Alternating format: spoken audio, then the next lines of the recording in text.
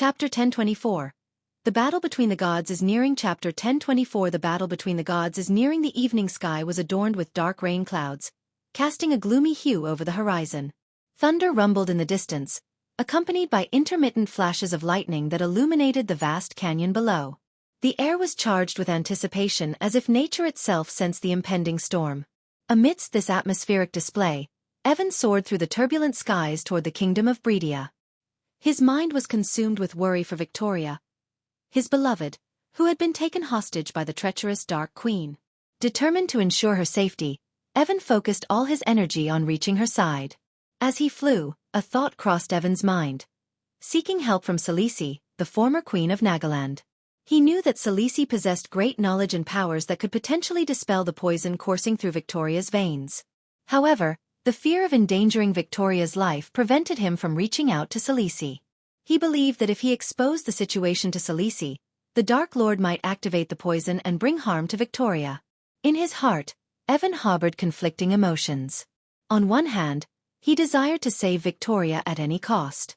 On the other hand, he felt compelled to keep the truth hidden to protect her from further harm. Salisi observed Evan using a glass orb while floating above Victoria's mansion as Evan made his way toward this mansion in Kingdom Bredia. She blended seamlessly with the dark clouds hovering high wealth and opulence of its inhabitants. But the tranquility of the mansion grounds had been shattered, replaced by the remnants of in the sky while keeping a close eye on the scene below. The mansion stood proudly, a grand structure amidst the chaos. Its walls were adorned with intricate designs, a testament to the wealth and opulence of its inhabitants. But the tranquility of the mansion grounds had been shattered, replaced by the remnants of a fierce battle. Lifeless bodies of soldiers lay scattered across the ground, their armors cracked open, and bodies riddled with multiple wounds. Arrows, sharp and deadly, had found their mark, leaving visible holes in the fallen soldiers' forms. The once pristine mansion ground was now stained with a vivid red of spilled blood, a chilling testament to the violence that had unfolded. The grandeur of the estate had been marred by destruction. Fountains stood broken, their gentle streams replaced by a solemn silence. Statues, once graceful and elegant, now bore the scars of combat, their delicate features chipped and broken. This chapter upload first at NWSB. C0M. Hovering behind Salisi was a peculiar figure, a humanoid body with the majestic head of an eagle. This unique creature, known as Stormwing, was one of Xianxia's secretive henchmen, adept at carrying out her clandestine tasks. Stormwing, Evan has been compromised. Xianxia's voice rang out with an icy tone, her gaze piercing. The evidence pointed clearly to the Dark Queen's involvement, considering the soldiers in the mansion had been mercilessly slain. The Dark Queen's signature aerial assault left no chance for the soldiers to fight back. Yet, she had spared Victoria's life, leaving strategic leverage against Evan, Victoria's betrothed. Stormwing, being no stranger to intelligence, understood the situation without requiring further explanation. It was evident that the Dark Queen intended to strike a bargain with Evan, exploiting his emotional ties to Victoria. "My lady, how would you like me to handle Evan?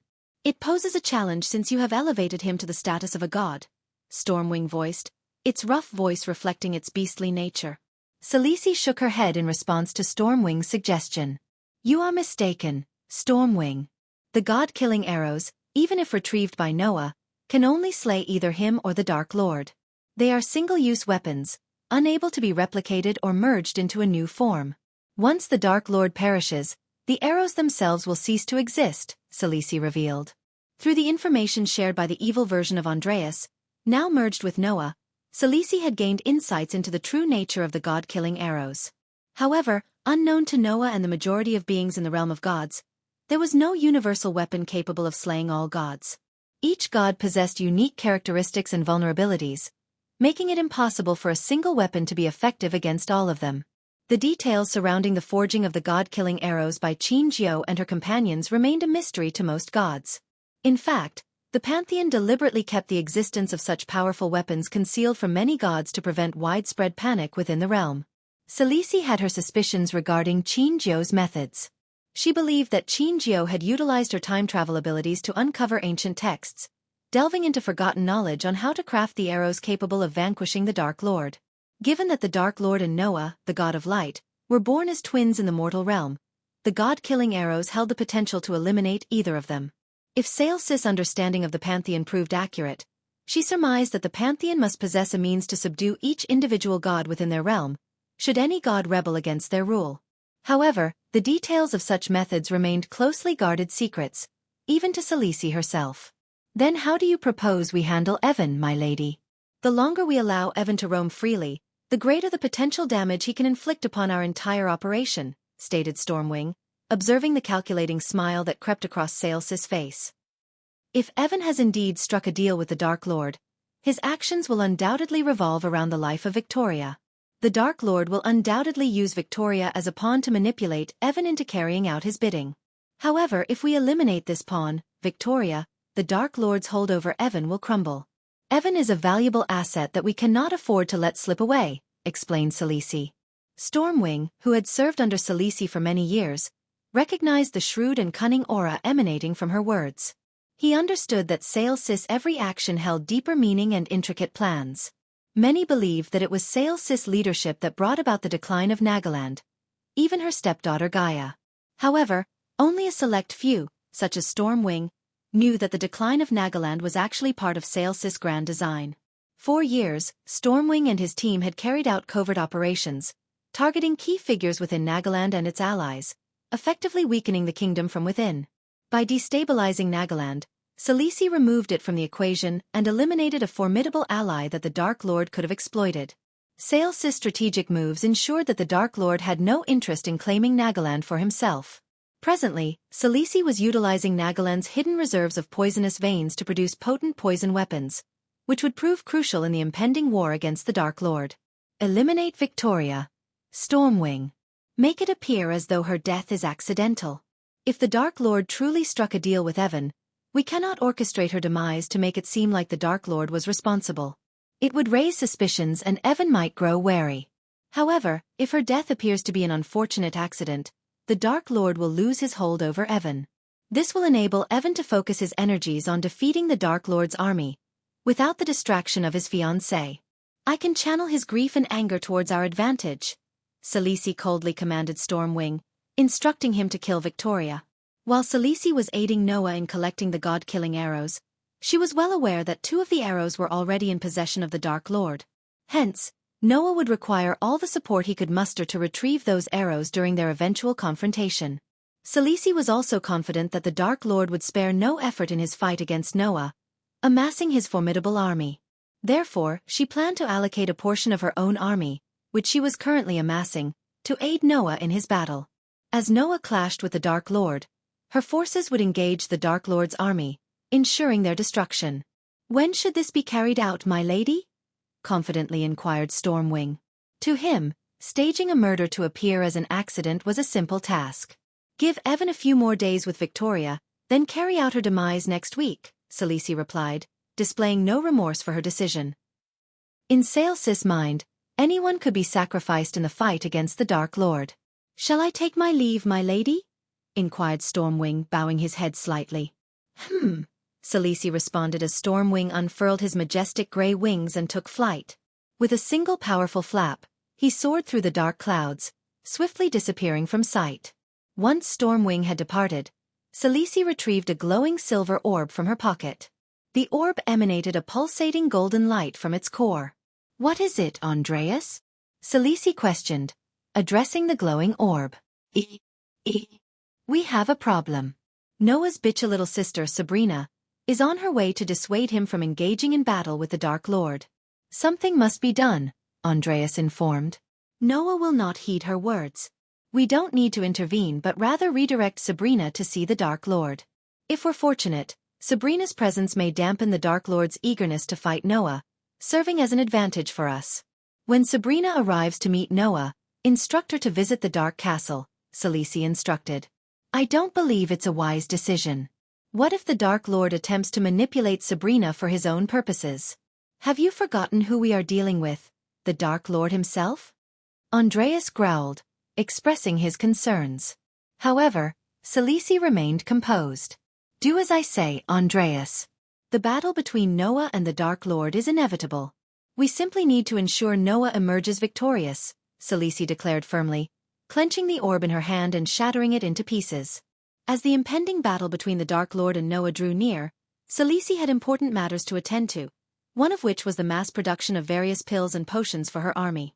To accomplish this, Celici sought out the current renowned alchemist in the world, Olivia Palmer, who coincidentally happened to be the Dark Lord's former disciple. Celici had been closely monitoring Olivia's activities ever since Ghost revealed himself as the Dark Lord, which led to Olivia severing her ties with him.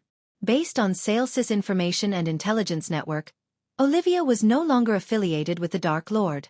However, she still possessed the knowledge and teachings he had imparted to her in the field of alchemy. Celici planned to leverage Olivia's expertise and enlist her aid in supporting Noah's battle against the Dark Lord and his formidable army. Chapter 1025. Diana Winston and the Light Flames. Chapter 1025. Diana Winston and the Light Flames. After commanding Stormwing to carry out the task of eliminating Victoria, Celici departed from the Elon continent and arrived in her secluded pocket dimension. As she materialized within her castle, she made her way directly to her personal quarters. Xianxia's room exuded an aura of warmth and comfort. Adorned with rich red curtains, a cozy bed, and an array of furnishings, it emanated a sense of luxury. Countless books, maps, and scrolls adorned the room, reflecting Xianxia's thirst for knowledge and strategy. The soft glow of candlelight illuminated the space, casting a gentle flickering ambience. Portraits of Celici adorned one of the walls, capturing her commanding presence and enigmatic nature. Upon entering the room, Celici securely closed the door behind her. Retrieving a dagger from her space ring, she made a small cut on her palm, allowing droplets of blood to fall.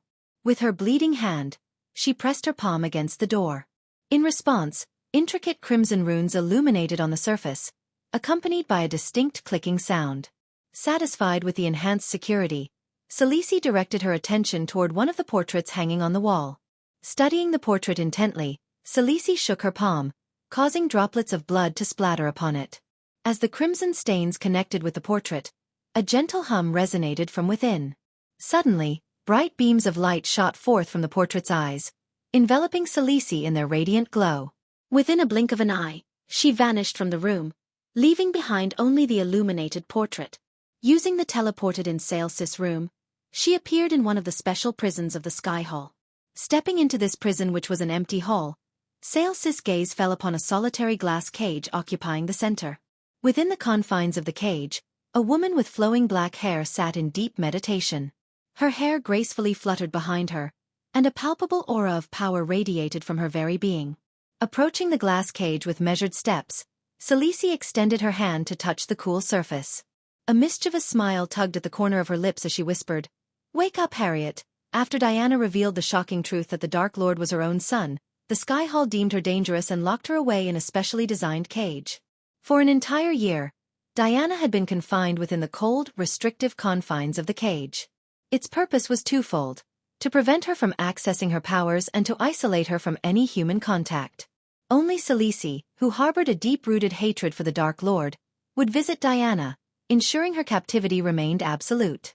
As Celici stood before the glass cage, she observed Diana's weary expression. The once fierce and proud woman now appeared diminished, her spirit dampened by the prolonged imprisonment. Diana's powers, once formidable, were nullified by the cage's enchantments, leaving her defenseless and vulnerable. A mixture of pity and satisfaction flickered in Xianxia's eyes as she regarded Diana. The woman who had given birth to the Dark Lord, the one who had caused so much chaos and destruction, was now reduced to a mere captive. For Celici, this was both a form of justice and a means to further her own ambitions. As Celici taunted Diana, she slowly opened her eyes, her gaze steady and resolute. Unfazed by Xianxia's provocations, Diana refused to give her the satisfaction of seeing her beg for information about her family. She knew Celici reveled in the power she held over her, but Diana was determined to maintain her composure. Celici smirked, relishing in her role as the bearer of ominous news. "It is happening, Diana, or should I say Harriet Hunt," she taunted, emphasizing Diana's past identity. With a calm demeanor, Diana responded, "Your two sons are preparing to fight each other. There is nothing to stop them from killing each other. Especially Noah, he is pretty pissed off because of what the Dark Lord, his own brother, did." This chapter upload first at NovaUSB. C0M. Celici snickered at Diana's words, reveling in the chaos that was about to unfold. "Dean might have swung his sword, but it was you in the Sky Hall who orchestrated Alicia's death. You could have stopped it, but you didn't," Diana accused. Xianxia's laughter filled the air, a twisted symphony of malice. Look at you, still blaming the Sky Hall, even after I've told you that your two sons are destined to clash. Diana remained steadfast, refusing to be swayed by Xianxia's manipulations. I know my sons, Celici. They will not kill each other. But perhaps you should be more concerned for your own well-being. Noah may be forgiving, but my other son, the Dark Lord, is not known for his mercy. Enraged by Diana's calm composure, Celici retrieved a crystal adorned with intricate runes. This crystal, a rare possession held only by a select few within the Sky Hall, granted Celici control over Diana. Establishing a mental connection with the crystal, Celici tightly clenched her fist, causing a specific rune to illuminate on the glass cage. The effect was immediate and agonizing. Diana growled in pain as the rune activated, triggering her pain receptors to overload. Waves of excruciating sensation coursed through her body, causing blood to trickle from her nose and eyes. Celici, driven by her sadistic tendencies, intensified her grip on the crystal, prolonging Diana's torment. With each surge of energy she directed into the crystal, Diana's suffering escalated. The pain became unbearable, pushing Diana to her limits. However, realizing her time was limited, Celici relented, willing the crystal to release its hold on Diana. The agony subsided, leaving Diana panting and weakened from the ordeal. As much as I love these little torture sessions, Celici sneered, I am pressed for time. With Noah poised to fight the Dark Lord, it falls upon me to ensure Noah's victory and put an end to the Dark Lord's reign before it even begins. Xianxia's gaze bore into Diana's, a chilling intensity emanating from her eyes. To ensure Noah's success, I need the power of your light flames. We both know they rightfully belong to Noah, the god of light. Upon hearing Xianxia's request, Diana emitted a pained chuckle, spitting blood from her mouth. Xianxia's demand did not catch Diana off guard, for she knew that one day the Sky Hall or Celici herself would come seeking her primordial flame, the light flames. However, Diana had no intention of surrendering her primordial flames to Celici. With a resolute tone, Diana retorted, I have a better idea. Why don't you go fuck yourself? Xianxia's lips curled into a sinister smirk, seemingly unfazed by Diana's defiance. Is that how a proper lady speaks, Diana? It seems the Dark Lord has inherited his mother's traits. He truly is his mother's son. But, as I mentioned before, I find myself pressed for time. Hence, I have brought forth a little trump card that might persuade you to relinquish your light flames. With a swift flick of her wrist, Celici conjured a mirror crafted from shimmering light. Within the mirror's surface, an unsettling scene unfolded. A battered and bruised man with a long beard, unkempt hair, and countless wounds appeared before Diana's eyes. Pools of blood formed beneath him as he lay unconscious in a dungeon adorned with various implements of torture, such as chains, barbed wire, and a collection of menacing daggers. The man, chained to a wall, seemed to be in a state of profound suffering. As Diana's gaze met the man's visage, her heart skipped a beat, a surge of anger and anguish piercing through her. The man was none other than Ethan, her beloved husband. As Diana's gaze shifted to the orc beside Ethan, her heart sank further. The orc stood tall and imposing, his hulking form exuding an aura of brutality. His muscular physique was covered in coarse greenish skin, adorned with scars and markings earned from countless battles. His beady eyes glinted with a sadistic gleam, and his crooked tusks protruded menacingly from his lower jaw. Release the light flames, Celici uttered with a chilling tone. Each time you refuse my companion here, she pointed towards the orc, to carry out Xianxia's ruthless commands, will delight in dismembering your husband, limb by agonizing limb. Xianxia's words hung in the air, their weight suffocating. The orc, known for his expertise in inflicting unimaginable pain, stood ready to carry out Xianxia's ruthless commands. Diana was stuck between tough, dire choices once again. But while she was stuck in her thoughts, Celici gave the command to the orc. Take his right arm, coldly said Celici. Diana's heart sank as Xianxia's command was swiftly executed by the orc. The sound of Ethan's agonized screams pierced the air, reverberating through the desolate hall. Horror consumed Diana as she watched in despair as her husband's right arm was violently torn from his shoulder. Blood gushed from the wound, staining the surroundings with its crimson hue. Now if you don't want your husband to lose the other arm, I'll recommend you to give me the light flames. The orc presented the severed arm to Celici, a grim reminder of the barbarity Diana had witnessed. Xianxia's cold words cut through the air, leaving Diana with a harrowing ultimatum. Surrender the light flames or risk her husband suffering further torment. No! Diana's voice cracked with anguish, her plea desperate and filled with anguish.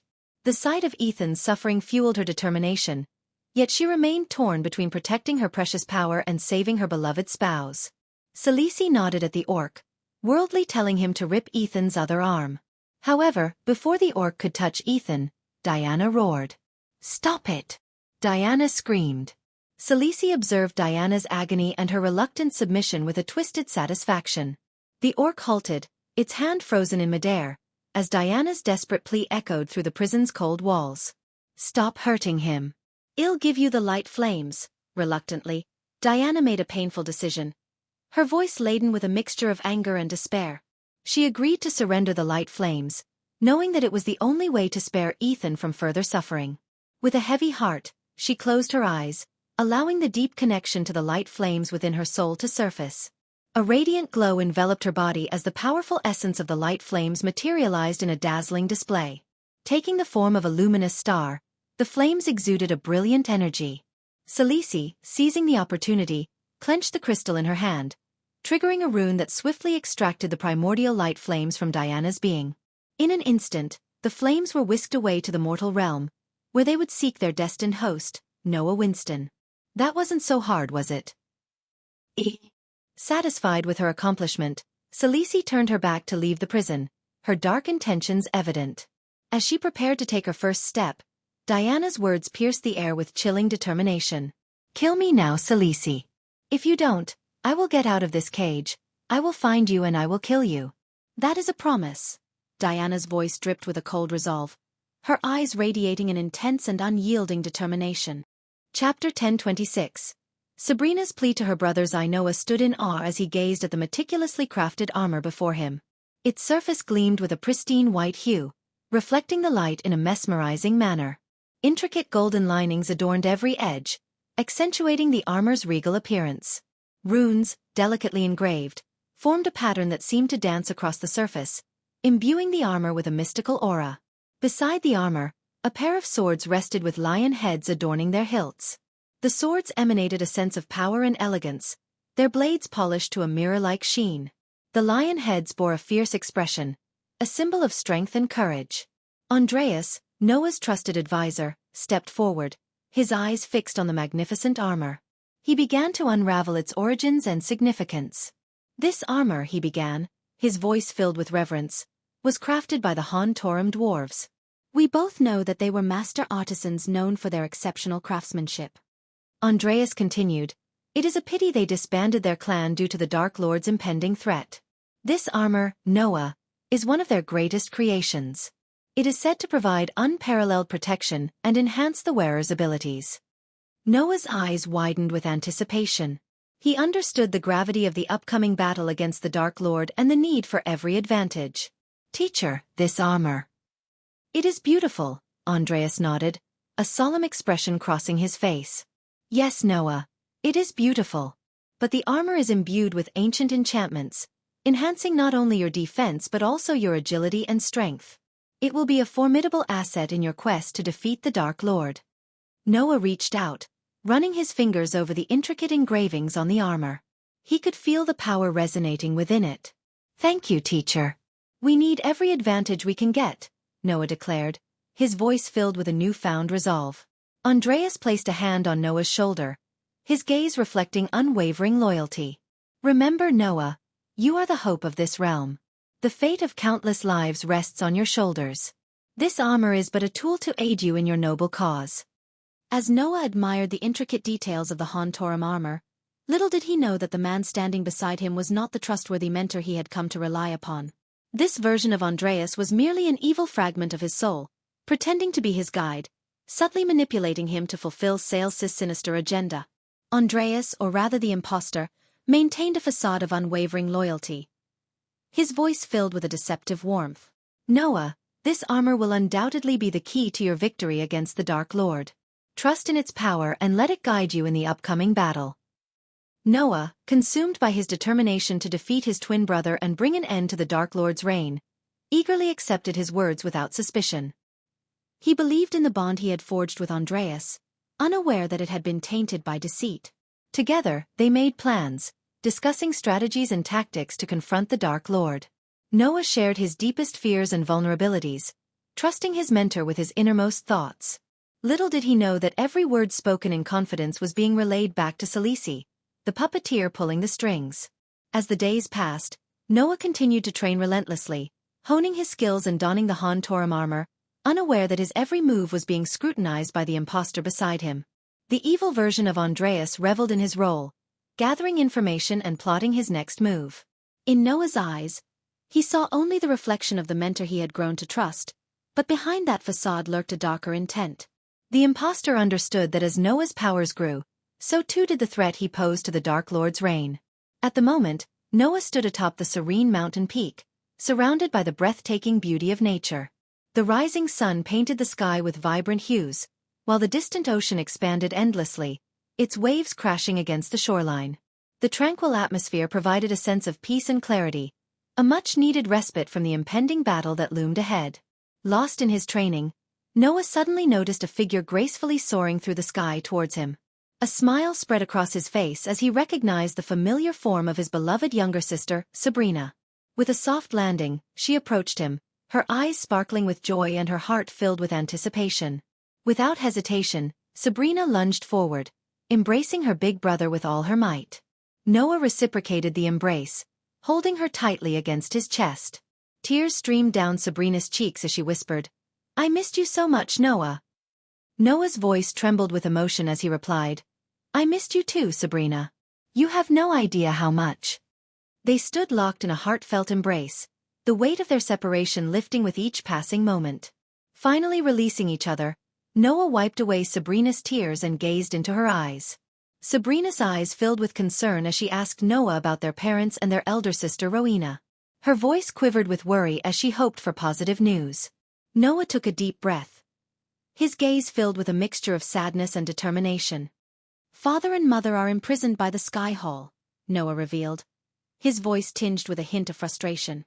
Sabrina's eyes widened in understanding, for she too was aware of the Sky Hall's cruel actions. "They will only be released after I defeat Ghost," Noah continued, using the name by which he referred to the Dark Lord. Sabrina's brows furrowed, and her voice trembled as she pleaded with him. "Noah, there must be another way." "We shouldn't have to fight our own brother," Sabrina implored, her voice filled with a mix of desperation and sadness. She clutched Noah's arm, her eyes searching his for any sign of hesitation. Noah shook his head gently, his expression resolute. "Sabrina, you must understand. The Dark Lord is not our family anymore. He has embraced darkness and poses a threat to the world. If I don't stop him, countless lives will be lost." Sabrina's eyes welled up with tears as she struggled to accept Noah's words. The reality of the situation weighed heavily on her. The thought of her own brother transformed into a malevolent force difficult to comprehend. As Noah's words sank in, Sabrina's mind raced with memories of her encounters with Ghost. Even before learning his true identity as her brother, she had always felt an unexplainable connection to him. When Sabrina was captured by vampires, she had secretly prayed for her brother to come and save her, and to her surprise, it was Ghost who appeared to rescue her. Despite the world labeling Ghost as the embodiment of evil, Sabrina refused to accept that her brother was truly wicked. She held on to the belief that there was still goodness within him, even in the face of overwhelming evidence to the contrary. "If we can find Rowena, she will be able to release mother and father. She wouldn't allow her own brothers to fight to the death," Sabrina asserted, clenching her fist with determination, yearning for their elder sister to be by their side. Noah sighed, knowing that Rowena's whereabouts remained a mystery. Many believed she had perished, but Noah knew deep down that it would take more than a celestial beam to extinguish her indomitable spirit. "This battle between Ghost and me must happen, Sabrina. He took Alicia's life. She was my wife. I must avenge her," Noah confessed, his voice tinged with a hint of vulnerability. "Noah, you must understand that Alicia had the opportunity to walk away," Sabrina explained, her voice filled with empathy. But her heart was consumed by the intense hatred she felt towards Ghost for what he had done to her brother. It was that overwhelming hatred that fueled her determination to confront him. As Sabrina spoke, Noah raised his hand, signifying his desire to interject and share his own perspective.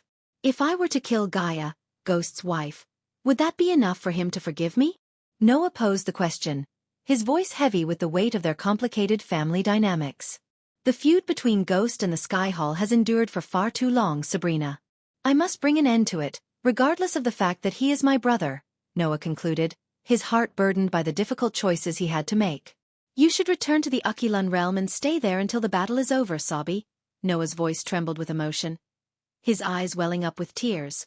His love and concern for his sister were palpable in his words. If something happens to me in the battle, I need you to be safe and find a way to save our family. Sabrina's heart skipped a beat upon hearing Noah's plea. Her mind and emotions were thrown into turmoil. On one hand, there was Noah, her brother whom she had known and grown up with since childhood. On the other hand, there was Ghost, her recently discovered brother who had been abandoned by their mother. Sabrina couldn't bear the thought of either of her brothers falling in a battle, regardless of how long she had known them. I refuse to stand by and watch my brothers fight each other. I will find a way to stop both of you, Sabrina declared, her voice filled with newfound determination. Noah looked slightly surprised at her resolve, but deep inside, he sighed, understanding Sabrina's naivety. As he looked into her eyes, Sabrina embraced him once again, holding him tightly. I will not let our family be torn apart, she whispered, her voice filled with conviction. Noah returned her embrace, a gentle smile forming on his lips. However, unbeknownst to Noah, as Sabrina hugged him, Sabrina retrieved a teleportation scroll from her belongings. Activating it swiftly, she spoke resolutely. I am doing this for the sake of our family. In an instant, a radiant white light enveloped Sabrina, whisking her away before Noah could react. She disappeared from his sight, leaving him with a mix of emotions. Before Noah could react, Sabrina vanished from his sight, transported to another location. With unwavering determination, Sabrina set her sights on the dark castle, where she intended to confront Ghost, her other brother. Chapter 1027. Sabrina's plea to her brother's eye. After using the teleportation scroll, Sabrina found herself at the edge of the dark ocean. It was the first time she had laid her eyes upon this foreboding body of water, as her previous knowledge had only come from books and newspapers. As she stood on the beach with its black sand, Sabrina understood why it was called the Dark Ocean. Stretching out before her was an endless expanse of black water, while the sky above was filled with menacing storm clouds and lightning bolts illuminating the darkened sky. The wind howled with an eerie sound, and in the distance, she could spot several tornadoes swirling between the sky and the ocean, forming an otherworldly bridge. In the far horizon, she caught a glimpse of her brother's floating mountain, the Dark Lord's stronghold, hovering above the dark ocean. Sabrina knew that once she crossed the boundary line, known as the Void Line, she would no longer be able to rely on arch-energy to fly. So, reaching the floating mountain by air was not an option. With a flick of her wrist, Sabrina summoned a golden cube, one of the many artifacts she had acquired during her time at Maze-Roth Academy. As she lightly tapped the cube with her toe, it transformed into a magnificent golden boat. This boat was a gift from Wulfric, the headmaster of Maze-Roth, awarded to Sabrina for her victory in a duel. It had wings attached to its sides, resembling a fantastical creature. Sabrina climbed aboard the boat, grasping the paddle firmly.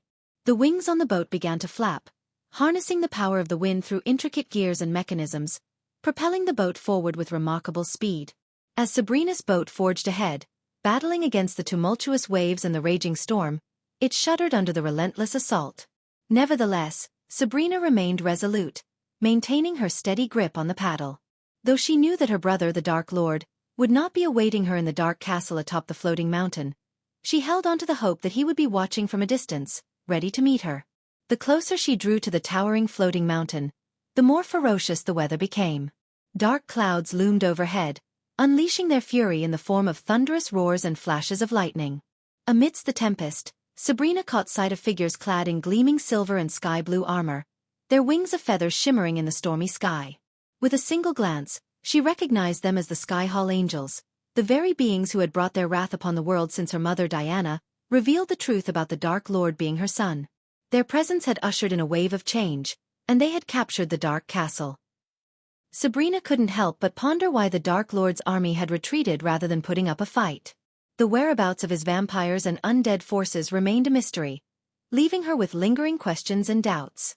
Yet, for now, she set aside those concerns, pushing them to the recesses of her mind.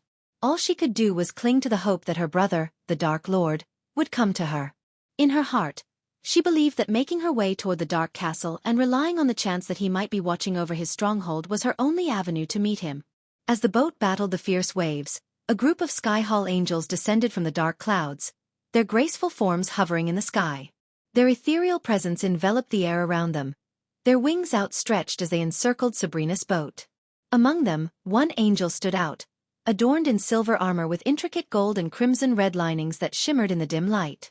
With a determined expression, he removed his helmet, revealing fiery red hair and a dark-skinned face marked by a prominent scar running across his left eye. His voice resonated with a mixture of curiosity and disdain as he asked, "What business do you have, venturing towards the Dark Castle?" Sabrina's eyes met his, and without hesitation she replied, "I am hoping to meet the Dark Lord." The angel's snicker carried a hint of bitter resentment as he clenched his fist, his rage simmering beneath the surface. The memories of the Nagaland War flooded his mind, where he believed his brother had been slain by the Dark Lord. The pain of that loss burned within him, fueling his determination. "You hope to meet the Dark Lord?" he scoffed. "Do you not know the atrocities he has committed? The lives he has destroyed?" Sabrina maintained her composure, refusing to engage in a futile argument with the enraged angel. She understood the prejudice held by some of the Sky Hall angels towards her and her family, but she also knew the truth was far more complex than their narrow perspectives allowed. The angel's voice dripped with venom as he continued his tirade, his anger palpable. "Your brother, that evil scumbag, has brought darkness upon this world. Your mother's decision to give birth to such a devil has caused nothing but pain and suffering." Silently, Sabrina bore the weight of his words. She was well aware of the judgments and accusations that had been cast upon her family. Despite her inner turmoil, she knew it was futile to argue or reason with the angel. The prejudice against her and her family was deeply ingrained, and she understood that attempting to change their minds in this moment would be an exercise in futility. The angel's voice grew colder as he delivered his final words. "The Dark Lord is not in his castle. It is under the control of the Sky Hall. Consider yourself fortunate to have been admitted to Mazeroth and granted protection. But know this, in my eyes, you and your entire family can rot in hell. If I were you, I would fly away and disappear from my sight," Sabrina finally spoke, her voice carrying a warning that resonated through the dark ocean. "Do you think I am foolish for venturing into the depths of the dark ocean, knowing that the Dark Lord is not in the castle? Have you ever stopped to consider that I am here because I know he will be watching, observing everything within his domain? Do you truly believe he would allow you to retain control of the castle for long?" Sabrina's questions hung in the air, causing the Sky Hall angels to pause and contemplate the true meaning behind her words. "I am here to talk to the Dark Lord, and if you get out of my way, I will take him somewhere else and talk. Otherwise, he will slaughter you all." Sabrina's words carried a sense of determination and an underlying warning, causing a flicker of uncertainty to pass through the angel's eyes. As the angel leader snickered, his twisted grin revealing his dark intentions, he confidently asserted, "Although I cannot kill you, little girl, I can certainly ensure you leave this place with a few broken bones. Consider it a lesson in humility." With those words, the angel began his descent, his wings gracefully guiding him downward toward Sabrina's boat. The intricate contraptions embedded in their armor, powered by arch-energy crystals from the Aquilon realm, granted the angels the ability to fly and enhance their combat prowess.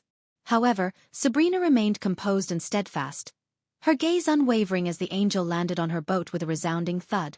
Ignoring the threatening presence before her, she refused to flinch or display any sign of fear. Raising his hand, the angel prepared to deliver a forceful slap to Sabrina, confident in his ability to intimidate her. As the angel leader's hand descended toward Sabrina, a sudden eruption of hot blood splattered across her face. The angel leader's expression twisted in agony and confusion as he stared at his arm, which now ended abruptly at the missing wrist. Blood sprayed from the severed limb, painting the air in crimson hues. A moment of shock and disbelief held the other angels captive as their eyes followed the dark trajectory of a floating sword. The black blade glistened with a macabre sheen, dripping with the evidence of its lethal strike. With a steady and deliberate motion, the sword soared through the air, homing in on its intended target, the Dark Lord himself. Sabrina turned her head and beheld the awe-inspiring sight of her brother, the Dark Lord, suspended in the air. His commanding presence radiated power, accentuated by the spread of his black metallic wings. The wind tousled his dark hair, framing his stoic countenance as his cold gaze fixated upon the angels, their impending doom evident in his piercing eyes. As the Dark Lord returned to his domain, the angels of the Sky Hall quivered in fear, witnessing his formidable presence firsthand. Their eyes met his for a fleeting moment, before he shifted his gaze towards them. A sinister darkness enveloped the area, as his eyes flickered with an eerie hue, ignited by the ominous flames that danced within. Though the Sky Hall angels boasted their arch-energy crystal-infused armor, the Dark Lord held absolute dominion over the dark ocean.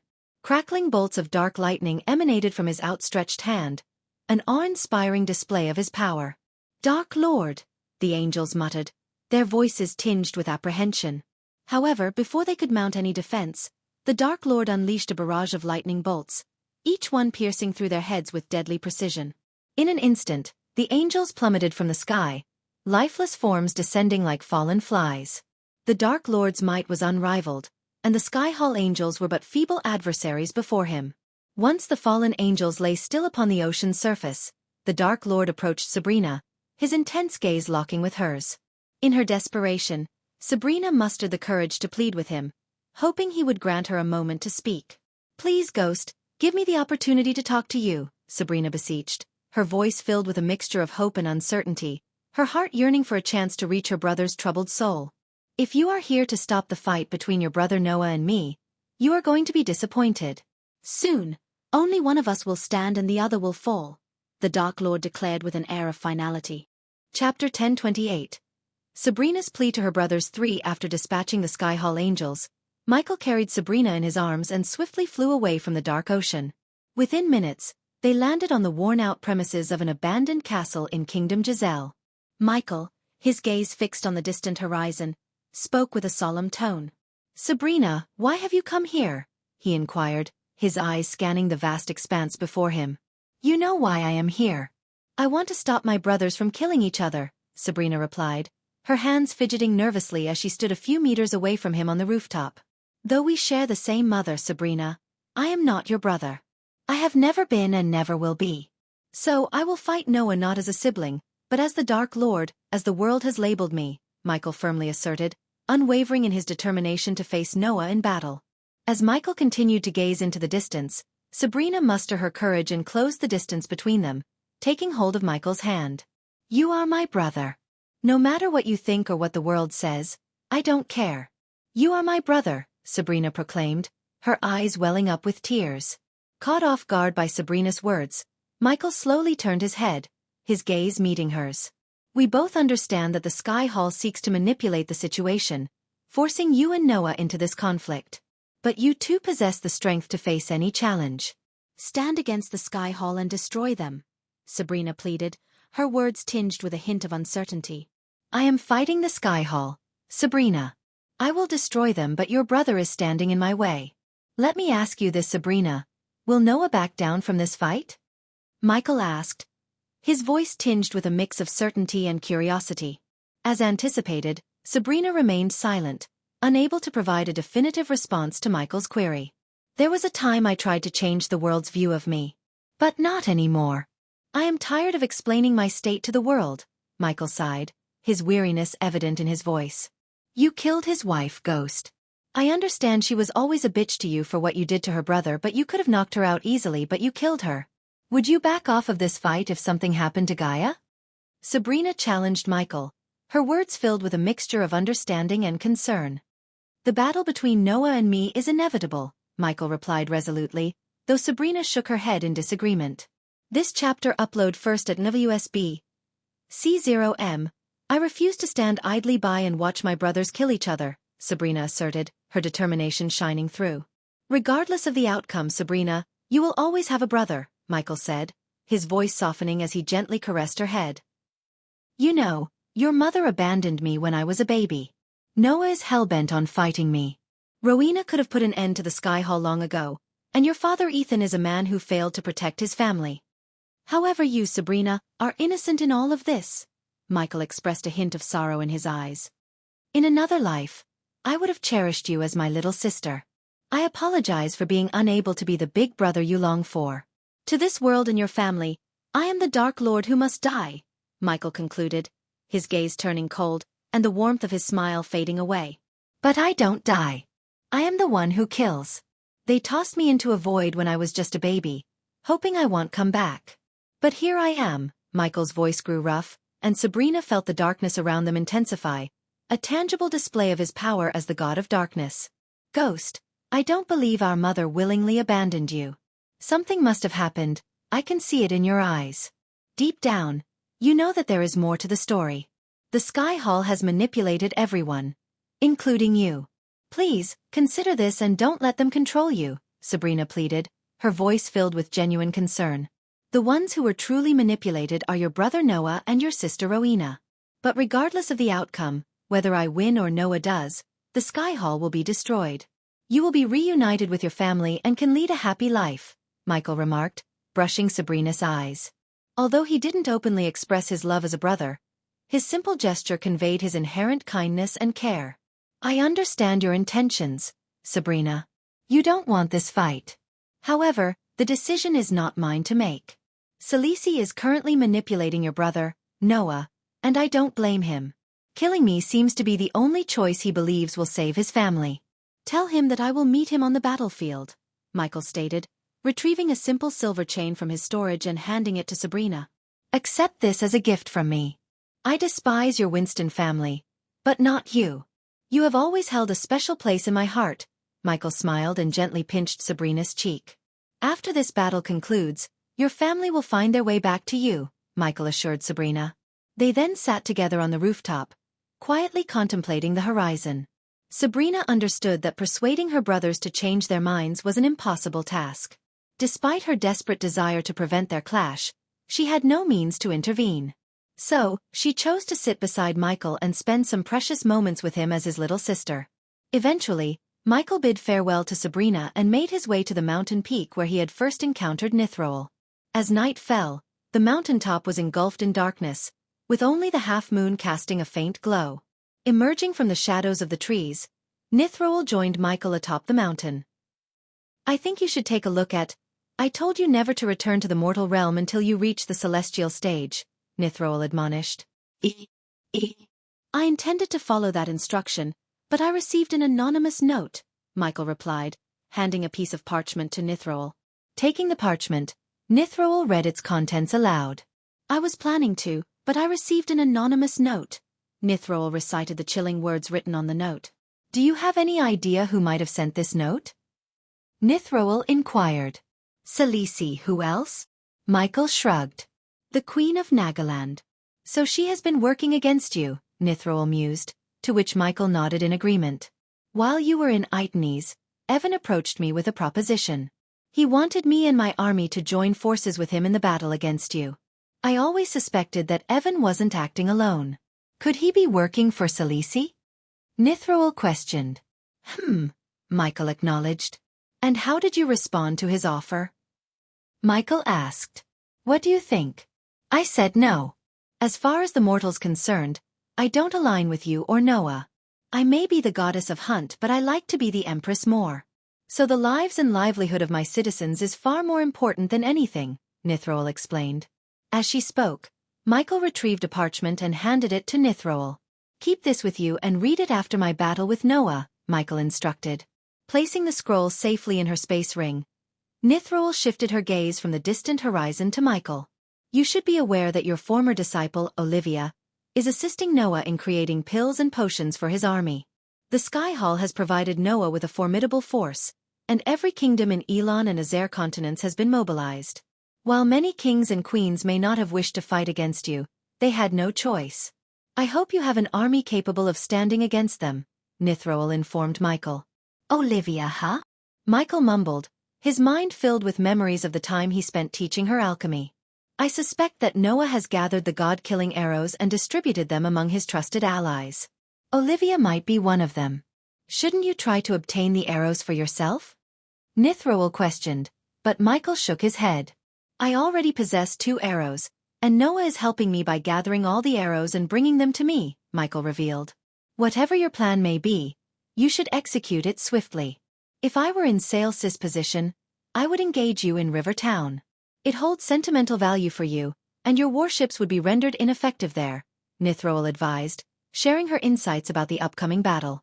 I don't care where the battle takes place. I just want it to be over, Michael sighed, feeling weary from the planning and preparation. You do realize that I won't be aiding you in the battle, right? Nithroel asked, and Michael nodded in acknowledgement. Don't die, Ghost. If Noah can defeat you, you stand no chance against the Pantheon. So if you fall, better stay dead, Nithroel warned before disappearing from the mountaintop, utilizing her teleportation scroll, leaving Michael alone with his thoughts. In the solitude and silence, Michael took a deep breath and strategized his next moves. With the battle looming near, he knew his priority was to gather his undead army and the vampires who retreated to the undead island. Chapter 1029. Preparing for the battle against Noah. With just 12 hours remaining until the battle between Michael and Noah, tension hung in the air. The urgent note Michael received stated that he had 2 days to fight Noah, or his captured subordinates would meet their demise. Among his subordinates, Adelia Wraith, Maxine, Tiberius, Titus, Optimus, and Trista were held captive by the Sky Hall. As for the remaining subordinates, Raylene, Sadie, Gibson, Corey, the Silent Reaper crew, and Lenora, they were currently away from the undead island and unable to join the impending battle. Michael was left with only a handful of trusted allies. Gaia, his wife, Arya, the Queen of Shadows, Ricky, and Saber, the King of the Nightwalkers. Additionally, Delar stood among them, loyal and ready to fight. The undead island stood as an isolated sanctuary amidst the vast ocean, bridging the southern continent and our continent. As night fell, darkness engulfed the island, shrouding it in an eerie atmosphere. Thick lush forests and towering trees dominated the landscape, concealing the secrets within. At the heart of the island stood the crypt, a magnificent golden pyramid constructed by the ancient Order of the Death 3 millennia ago. Hidden among the trees, it remained a well-guarded secret. But it was not just the crypt that lay hidden within the forest. Countless undead creatures roamed the outskirts, their decaying forms blending seamlessly with the surroundings. Above the forest floor, concealed among the trees, thousands of vampires silently waited, ready to lend their support when the time came. Inside the crypt, Michael stood at the very center, Gaia faithfully by his side, while he surveyed the faces of Arya, Ricky, Saber, and Delar. Positioned behind them were the Alpha Undead, possessing the remarkable ability to control the vast army of undead soldiers strategically. Visually, these Alpha Undeads appeared indistinguishable from the rest of the zombie-like creatures that roamed outside the crypt.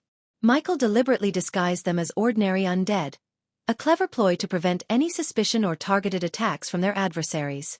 By seamlessly blending in with the countless undead, these alpha beings became virtually undetectable amidst the chaos of battle. The tension was palpable on everyone's faces, except for the stoic and emotionless Alpha Undead. As Michael stood at the center of the crypt, the top of the crypt opened, revealing Eve as she descended, bearing important news. Just as Empress Nithroel predicted, Ghost, the Sky Hall has chosen the river town as the battleground, Eve informed. She approached Michael, leaning closer to whisper into his ear. Our spy has revealed that Noah and the Sky Hall Angels had a disagreement. The Angels wanted to use the townspeople as leverage to force your surrender, but Noah went against it and evacuated the town with the help of his allies in the Beast Kingdom, Eve whispered. Fucking assholes, Gaia cursed the Sky Hall for their attempt to exploit innocent lives in their battle against Michael. Lady Eve, do you have any information about the size of the Sky Hall and Noah's armies? Saber inquired. They have 8,000 soldiers in total, including 2,000 beast men and 3,000 Sky Hall Angels. However, I suspect the Sky Hall may have more soldiers and hidden strategies up their sleeves, Eve disclosed. Gaia's brows furrowed at the news, her role as a general coming to the forefront. Not only was she Michael's wife, but also a skilled commander with the ability to lead a formidable army. In contrast, Michael, the Dark Lord himself, had been trained as an assassin, lacking the experience in commanding such vast forces. Thanks to what you did, they won't have demons, Gaia stated, scanning the crypt as if searching for someone. Speaking of demons, where is Azazel? Gaia asked, curious about Azazel's whereabouts. Doing something important with Eladir, Michael replied. Hearing the number of soldiers that Noah and the Sky Hall had unsettled Michael's subordinates. With 6,000 soldiers in their dark army, including undead and vampires, they wanted to ensure they had the advantage in numbers despite the strength of their undead and vampire forces. This is it, everyone. Our grand battle against the Sky Hall and Noah. I'm not one for big speeches, but I'll tell you this. We will win this war. The Sky Hall believes Noah can defeat me, and he's their only hope. So when Noah falls, the Sky Hall will crumble like a house of cards. Michael's voice echoed through the crypt. Gaia stepped forward, her presence commanding attention. As she looked at each of her comrades, her eyes filled with unwavering determination. My fellow warriors, we stand on the eve of an epic battle against the Sky Hall and Noah. I know the odds may seem stacked against us, but remember who we are. We are the forces of darkness, united under the leadership of the Dark Lord. We have faced countless challenges, overcome insurmountable odds, and emerged victorious time and time again. Today will be no different. Gaia's voice rang out with strength and conviction. She continued, do not be swayed by their numbers or their deceitful tactics. We possess something they will never understand. True unity, loyalty, and a bond forged through blood, sweat, and sacrifice. We have faced adversity together, and together we will triumph. Gaia's words resonated deeply within the hearts of Michael's subordinates, reigniting the fire that burned within them. Their spirits were lifted, and a newfound determination sparked in their eyes. Michael, too, felt the impact of Gaia's powerful speech. It stirred a renewed sense of purpose within him, reminding him of his true potential and the plans he had carefully devised to outsmart the Sky Hall. Unbeknownst to their enemies, Michael had devised secret strategies that would catch the Sky Hall off guard. They had expected a straightforward battle, but Michael had something else in mind. He knew that their overconfidence would be their downfall. As the morale-boosting speech concluded, the atmosphere within the crypt crackled with a newfound determination. Michael's subordinates stood tall, ready to face their enemies head-on. They were united, prepared to unleash their full power and fulfill their duty to protect their leader, their Dark Lord. I think you should take a look at, prepare our forces and await my signal. When you receive it, use the teleportation portal located here and gather at River Town, Michael instructed his subordinates. As he spoke, he led Eve and Gaia outside, emerging through the top of the crypt. Once outside, they ascended to a mountaintop on the Undead Island, granting them a vantage point overlooking the entire island and the vast expanse of the ocean that surrounded it. The moon's gentle glow cast shimmering reflections upon the ocean's surface, while a gentle breeze brushed against Michael atop the mountaintop. So, it's finally happening, Eve remarked, standing alongside Michael and Gaia. Eve, it is of utmost importance that we protect Delar at all costs. Your duty is to ensure his safety and escort him out if the situation becomes dire, Michael stated with a seriousness that caught Eve and Gaia off guard. We are going to win this. Nothing will go south, Gaia affirmed with determination. I know. But we still need to have backups. Since our army consists mostly of vampires and undeads, Noah won't hesitate to take their lives. Plus, he has Norvin. I will take care of Norvin and Noah, Michael declared. Eve sighed, expressing her wish for Empress Nithrol to join their forces. No, it is crucial that she remains unaligned with me, Michael shook his head. I put Fedora in charge of planning a rescue operation for our captured subordinates. It will be a difficult mission, but it's up to them now, Michael stated, his gaze shifting to Eve. Ensure that your sister Jasmine stays far away from the battlefield. She is in love with Noah, and you cannot risk her getting close to him in the battlefield, Michael cautioned Eve. Unbeknownst to Michael and Eve, Jasmine Voldegard was actually a clone engineered by the Sky Hall Elders, along with Yasmin Winston. They were part of the Sky Hall's elaborate plan to manipulate Noah, the god of light. It would be best to eliminate Noah as soon as possible. The Sky Hall's entire army relies on him. Once Noah falls, the rest will crumble, Gaia suggested. However, they both understood that killing Noah would not be an easy task. Michael possessed 2 god-killing arrows, while Noah had managed to acquire 5 with the assistance of Lord Information. Both brothers needed to possess all 7 arrows and use them to eliminate the other. Michael had taken all necessary precautions, tying up any loose ends and making thorough preparations for the battle against his twin brother Noah. What about Evan? Eve inquired, concerned about the threat Evan posed since becoming a god and aligning with Selisi. Selisi won't send Evan into battle prematurely. He will only intervene if Noah appears to be losing, Michael replied, before Gaia interjected. But he will lose, right? Gaia questioned with a furrowed brow. Yes, Michael quickly affirmed before continuing. However, Evan won't pose a significant threat, as he is aware that I can eliminate Victoria with a snap. What we need to be wary of are Sis' other hidden cards. I suspect she is amassing a soul army, an entity about which we know very little, if it indeed exists, Michael explained, his voice laced with caution. I don't like this. There are too many unknown variables at play, Gaia expressed with a sigh, her unease evident in her voice. They can have all the intricate plans and trump cards they want, Gaia. But I have a simple plan. Kill Noah, Michael responded with a sinister smirk, his eyes gleaming with a chilling determination.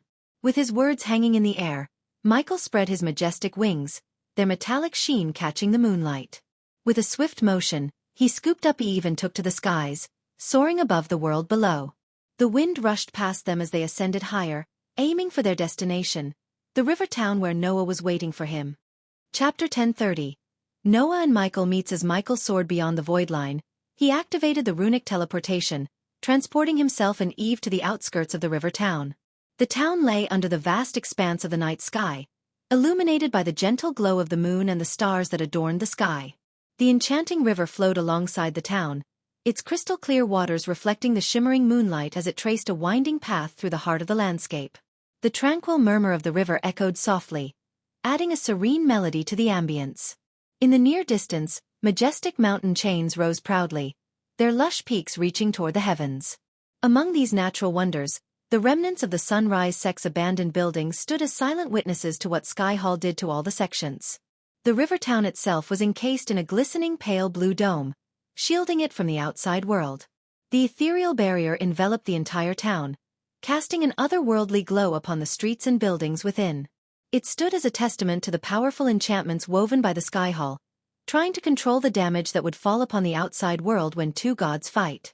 As Michael appeared out of the protective dome, his gaze was drawn to the expansive hillside that stretched beyond the town buildings, once used by the river town people for farming. It was upon these fertile lands that Noah and the formidable Sky Hall army now stood, patiently awaiting Michael's arrival. The sight of Michael's presence in the sky immediately caught the attention of the opposing forces. Noah's eyes locked onto his twin brother, the Dark Lord, as he hovered above, accompanied by his wife Gaia and their loyal ally, Eve Voldegard. A tense silence settled over the battlefield, the air pregnant with anticipation. Standing strong behind Noah, an army of 8,000 soldiers stood at attention, their resolve evident in their unwavering stance.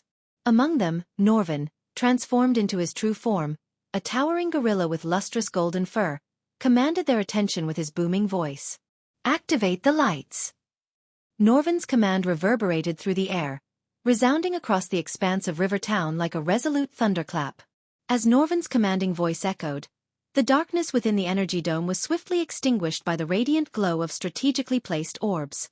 These luminous spheres, carefully positioned throughout the town, emitted a brilliant light that served to weaken Michael, the god of darkness, while bolstering Noah, the god of light. Standing resolutely beside Noah was Maisie, a determined young girl who had once sought to claim Nightmare when he was but a mere baby. Her fists clenched in anger, she stood as a staunch ally of Noah. Among Noah's formidable army stood the Bellaforts, Alicia's family, united in their quest for vengeance to avenge their fallen heirs, Alicia and Peter. Their determined gazes were fixed upon Michael, the Dark Lord, as they prepared to face him head-on. Accompanying them were the proud Sky Hall angels, adorned in shimmering silver and sky-blue armor, their feathery wings gracefully adorning their backs. Adding strength to Noah's forces were the beast men, an assortment of humanoid beings with the characteristics of tigers, lions, wolves, and eagles. These majestic creatures exuded a fearless presence, standing tall without a trace of trepidation. However, their eyes scanned the battlefield in search of the Dark Lord's army, only to find that Michael had arrived in River Town with only his wife, the Dark Queen Gaia, and his loyal friend Eve Voldegard. Among the various races inhabiting this world, only the dwarves and the beast men had chosen to ally themselves with Noah in his battle against Michael. The dwarves, known for their resilience and craftsmanship, stood side by side with Noah's forces, lending their strength and expertise. Meanwhile, the beast men, remarkable beings possessing both human and animal traits, also joined Noah's cause, their fierce and untamed nature adding a formidable edge to the alliance. On the other hand, the elves, under the wise command of Nithroel, had opted to remain neutral, abstaining from taking sides in the conflict between Noah and Michael. Surprisingly, the majority of the orcs, often perceived as ferocious and warlike due to their intimidating appearance, were actually a peaceful race. They found solace in scholarly pursuits, their intellectual pursuits far outweighing any inclination towards combat. It was their love for knowledge and tranquility that kept them away from the war against the Dark Lord, as they preferred a life of peaceful contemplation over engaging in violent conflicts. As the battle drew near, Noah's army swiftly organized themselves into formations, each group positioning themselves strategically across the river town. From a bird's-eye view, the scene resembled an intricate mosaic of soldiers, with the different races and factions standing in distinct patterns. The Sky Hall Angels, resplendent in their silver and sky-blue armor, formed a tight-knit formation near Noah, their wings spread wide, ready to take flight at a moment's notice. The Beast Men, with their bestial features, assumed a ferocious formation, their ranks resembling a pack of predatory creatures preparing to strike. The Dwarves, renowned for their craftsmanship and resilience, assembled in a compact yet sturdy formation, their stout figures forming a resilient bulwark in the midst of the army. Amidst the organized chaos, murmurs and whispers filled the air among Noah's forces. Some wondered aloud where the Dark Lord's army was, expressing eagerness to put an end to his reign once and for all. Their anticipation was palpable as they eagerly awaited the clash that would decide the fate of their world. "I hope the Dark Lord's army shows up soon. I've been waiting to take him down for ages," one soldier exclaimed with a determined glint in his eyes. "Patience, my friend. The Dark Lord will soon face the wrath of our united forces," another soldier reassured, his voice filled with confidence. Meanwhile, the dwarves, known for their practicality and occasional humor, chimed in with their own distinctive remarks. "Hey lads, make sure you lot protect us and our magnificent weapons. We're the heart of this battle after all." A dwarf bellowed with a hearty laugh, earning chuckles and nods from his fellow dwarves.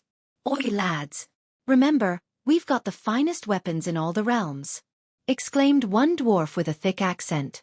"Aye, that's true. They should be protecting us, not the other way around." Another dwarf chimed in, his voice filled with jest.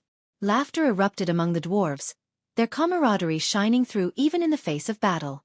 With their distinctive beards and sturdy frames, they exuded a sense of indomitable spirit. "Don't worry. We'll shield you with our lives and make sure those weapons of yours shine brighter than the sun," another soldier responded, playfully flexing his muscles. "I haven't seen so many people wanting to die at once," remarked the Dark Queen Gaia, her voice resonating across the battlefield, laced with a hint of scorn. "I think you should take a look at. Don't be too quick to judge us." "Well, see who do the dying," retorted one of the angels defiantly, their wings fluttering with a mix of confidence and determination. "Hey, Ghost, you shouldn't have tamed that dragon. Look what happened, now it's dead," taunted Maisie, a mischievous glint in her eyes as she attempted to provoke Michael. "Shouldn't you be at school or something, little girl?" Eve questioned with a seriousness that contrasted with Maisie's playful demeanor. Her remark elicited chuckles from some of the dwarves, who found the situation amusing. "Don't you lot laugh. She's poking fun at one of our own," growled a fellow soldier, his voice filled with a touch of irritation. "But it's still rather amusing," the dwarves chuckled, finding humor in the banter exchanged between Eve and Maisie. Contrary to previous conflicts involving the Dark Lord, the Sky Hall had prohibited news reporters and any other individuals from entering Kingdom Bradford to witness the battle between Michael and Noah. As a result, the sky above the river town remained devoid of any onlookers. Amidst the tension-filled atmosphere, Michael finally broke the silence, his voice laced with amusement. "I must say, I had higher expectations of the dwarves' intelligence. Yet here you are, foolishly attempting to fight against me. Doesn't seem too intelligent, does it?" With a chilling tone, Michael directed his question at the dwarves, his words dripping with a menacing threat. "Have you ever stopped to consider what I can and will do to your entire race once I emerge victorious in this war?" As the weight of Michael's words settled upon them, the dwarves couldn't help but notice a gradual transformation in the night sky. The once twinkling stars and radiant moon now became shrouded in a veil of dark and foreboding clouds. The celestial beauty was marred by an eerie darkness that sent shivers down their spines. The dwarves felt an unease settling within them after hearing the Dark Lord's question. Their voices rose in response, shouting defiantly, "We fight for revenge against the damn elves. The Sky Hall promised us that."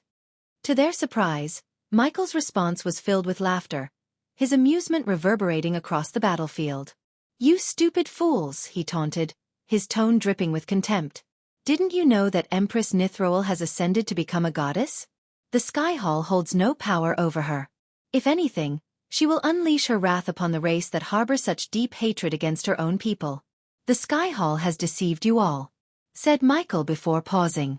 The dwarven race will face further decline in power, whether you win or lose this war, Michael declared, his voice filled with an air of superiority. The dwarves, known for their craftsmanship and engineering skills, felt a twinge of unease at his words. They were a hot-blooded people, driven by their passions, but lacked the finesse and political acumen of the elves.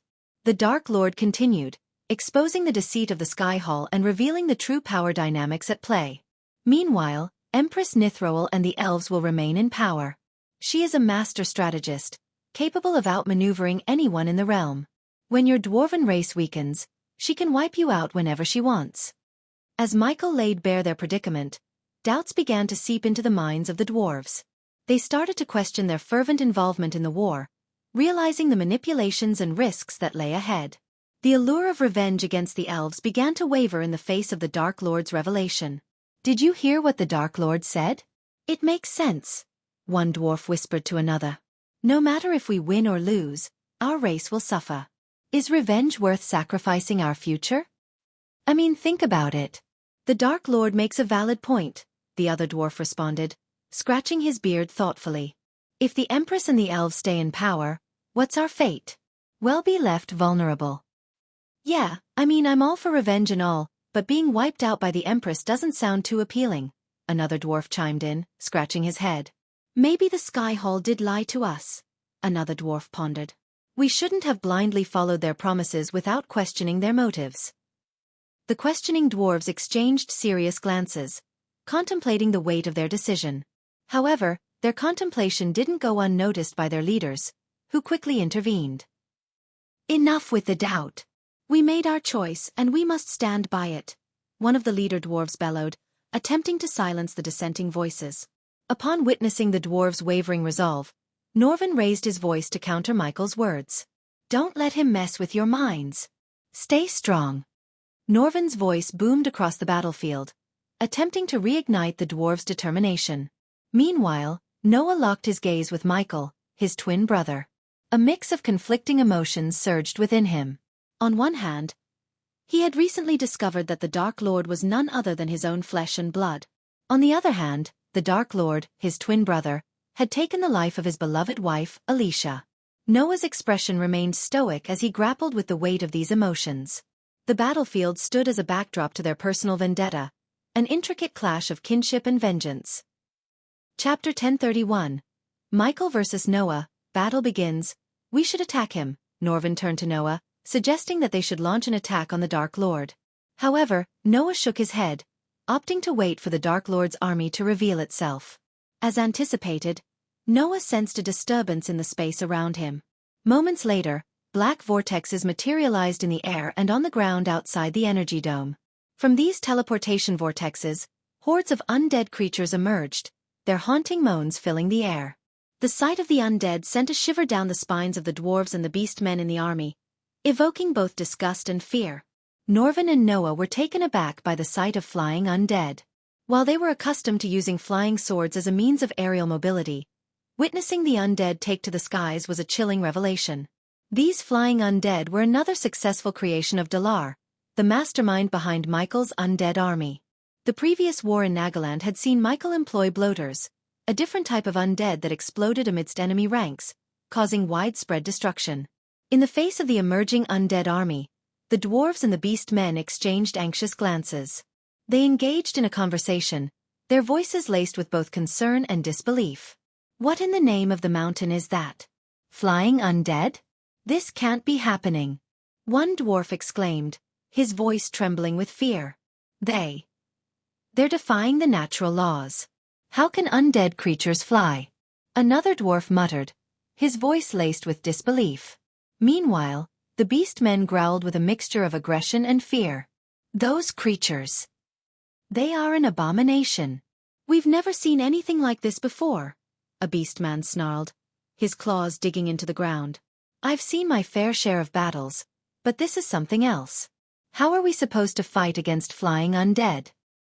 Noah, what kind of undead are these? Norvin turned to Noah seeking answers, but Noah remained silent, his eyes fixed on the approaching horde. These undeads. They're an unexpected threat. We need to be prepared, Noah finally spoke, his voice filled with determination. As the undead army continued to pour out of the vortexes, a putrid stench filled the air, carrying the unmistakable odor of decaying flesh and death. The atmosphere became heavy with the foul scent, causing some of the soldiers to gag and cover their noses. The shuffling footsteps of the undead resonated throughout the battlefield, accompanied by the eerie moans and groans that escaped their rotting mouths.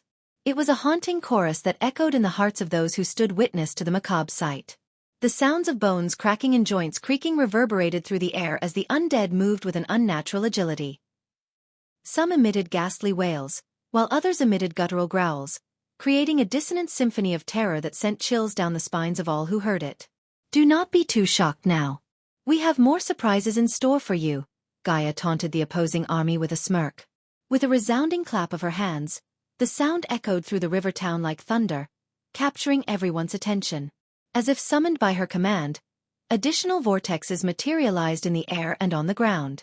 From these swirling portals emerged vampires, draped in sleek black armor and robes. The airborne vampires gracefully hovered behind Michael, forming the silhouette of enormous, ominous wings.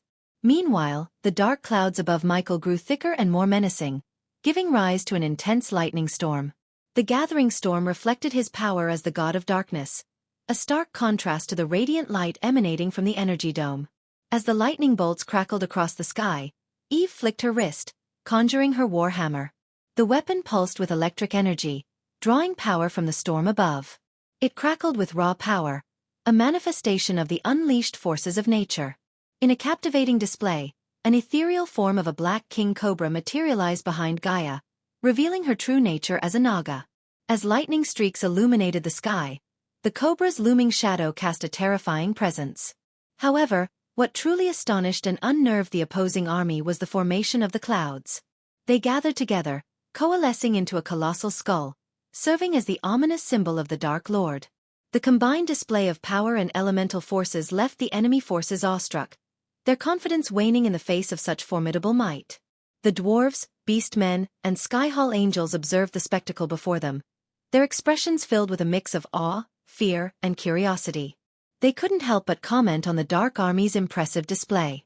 By the hammers of our ancestors, have you ever seen anything like this? One of the dwarves whispered to his companion, his eyes wide with amazement. Nay, never in all my years, replied the other dwarf, his voice tinged with both excitement and trepidation. These undead and vampires, they're a force to be reckoned with. The beast men, renowned for their primal instincts, exchanged puzzled glances and murmured amongst themselves. Those flying undead. I've never witnessed anything so eerie, remarked a beast man with a lion-like face. They move like shadows in the night. I think you should take a look at among the Sky Hall angels. Whispers of disbelief and concern spread. Such darkness and lightning.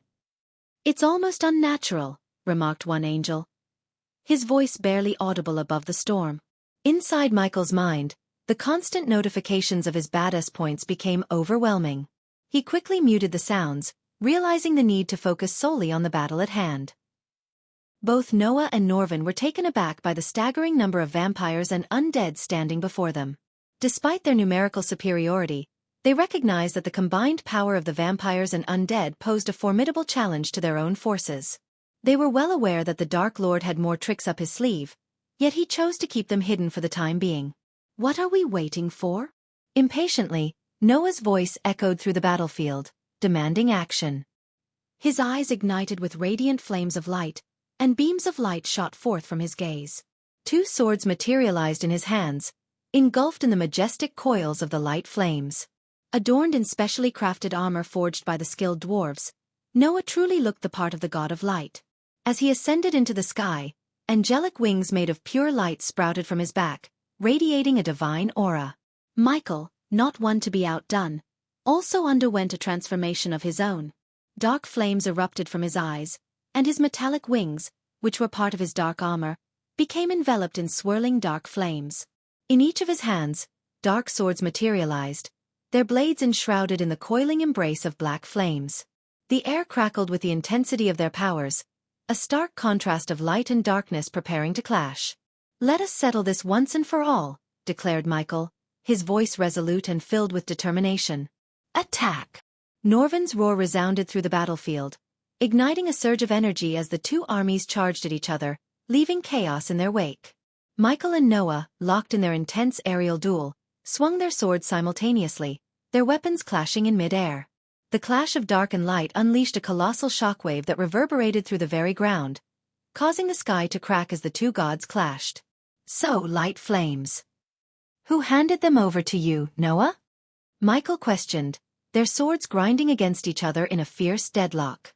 "When you do good, people lend their support.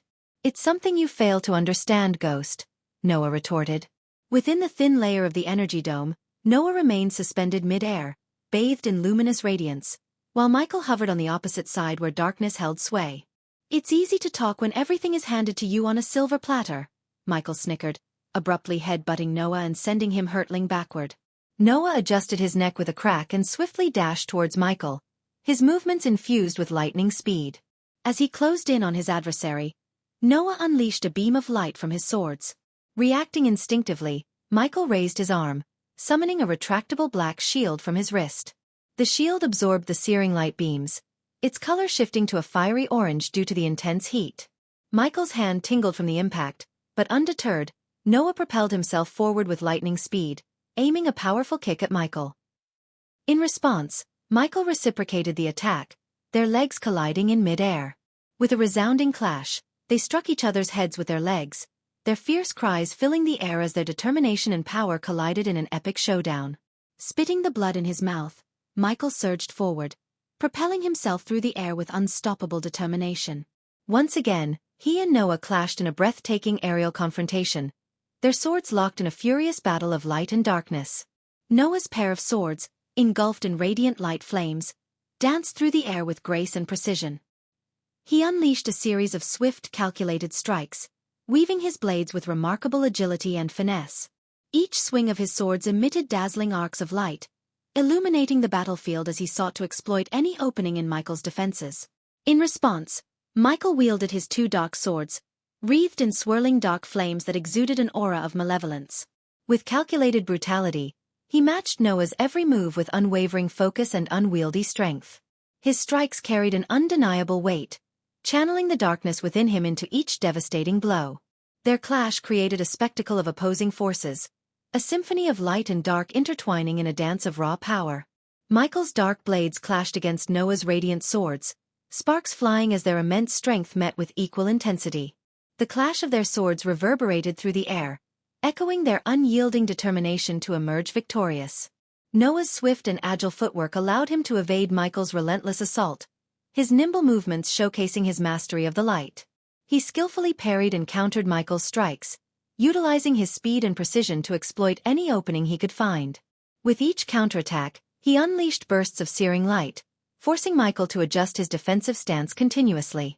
In turn, Michael utilized his inherent darkness to launch powerful and unpredictable attacks.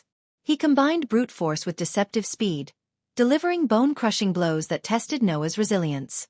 The dark flames that enveloped Michael's swords enhanced their destructive potential, leaving trails of shadowy residue in their wake. Noah's voice trembled with anger as he shouted at Michael, his words filled with anguish and resentment. "I wish our mother had never given birth to you. Because of you, I lost everything." The pain in his voice was palpable as he confronted the Dark Lord.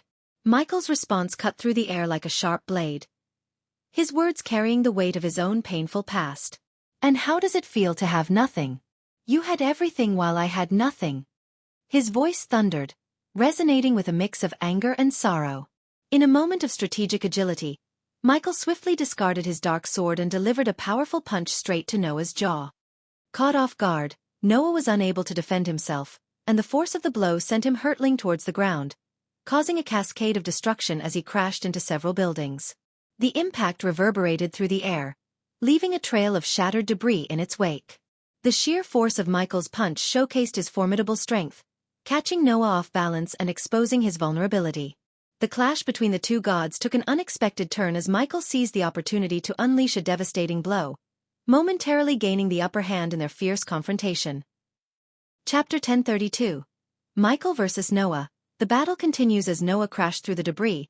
The nearby undead army hurriedly rushed toward the fallen god. Meanwhile, Michael, unfazed by the chaos, flapped his metallic wings and soared toward Noah's location.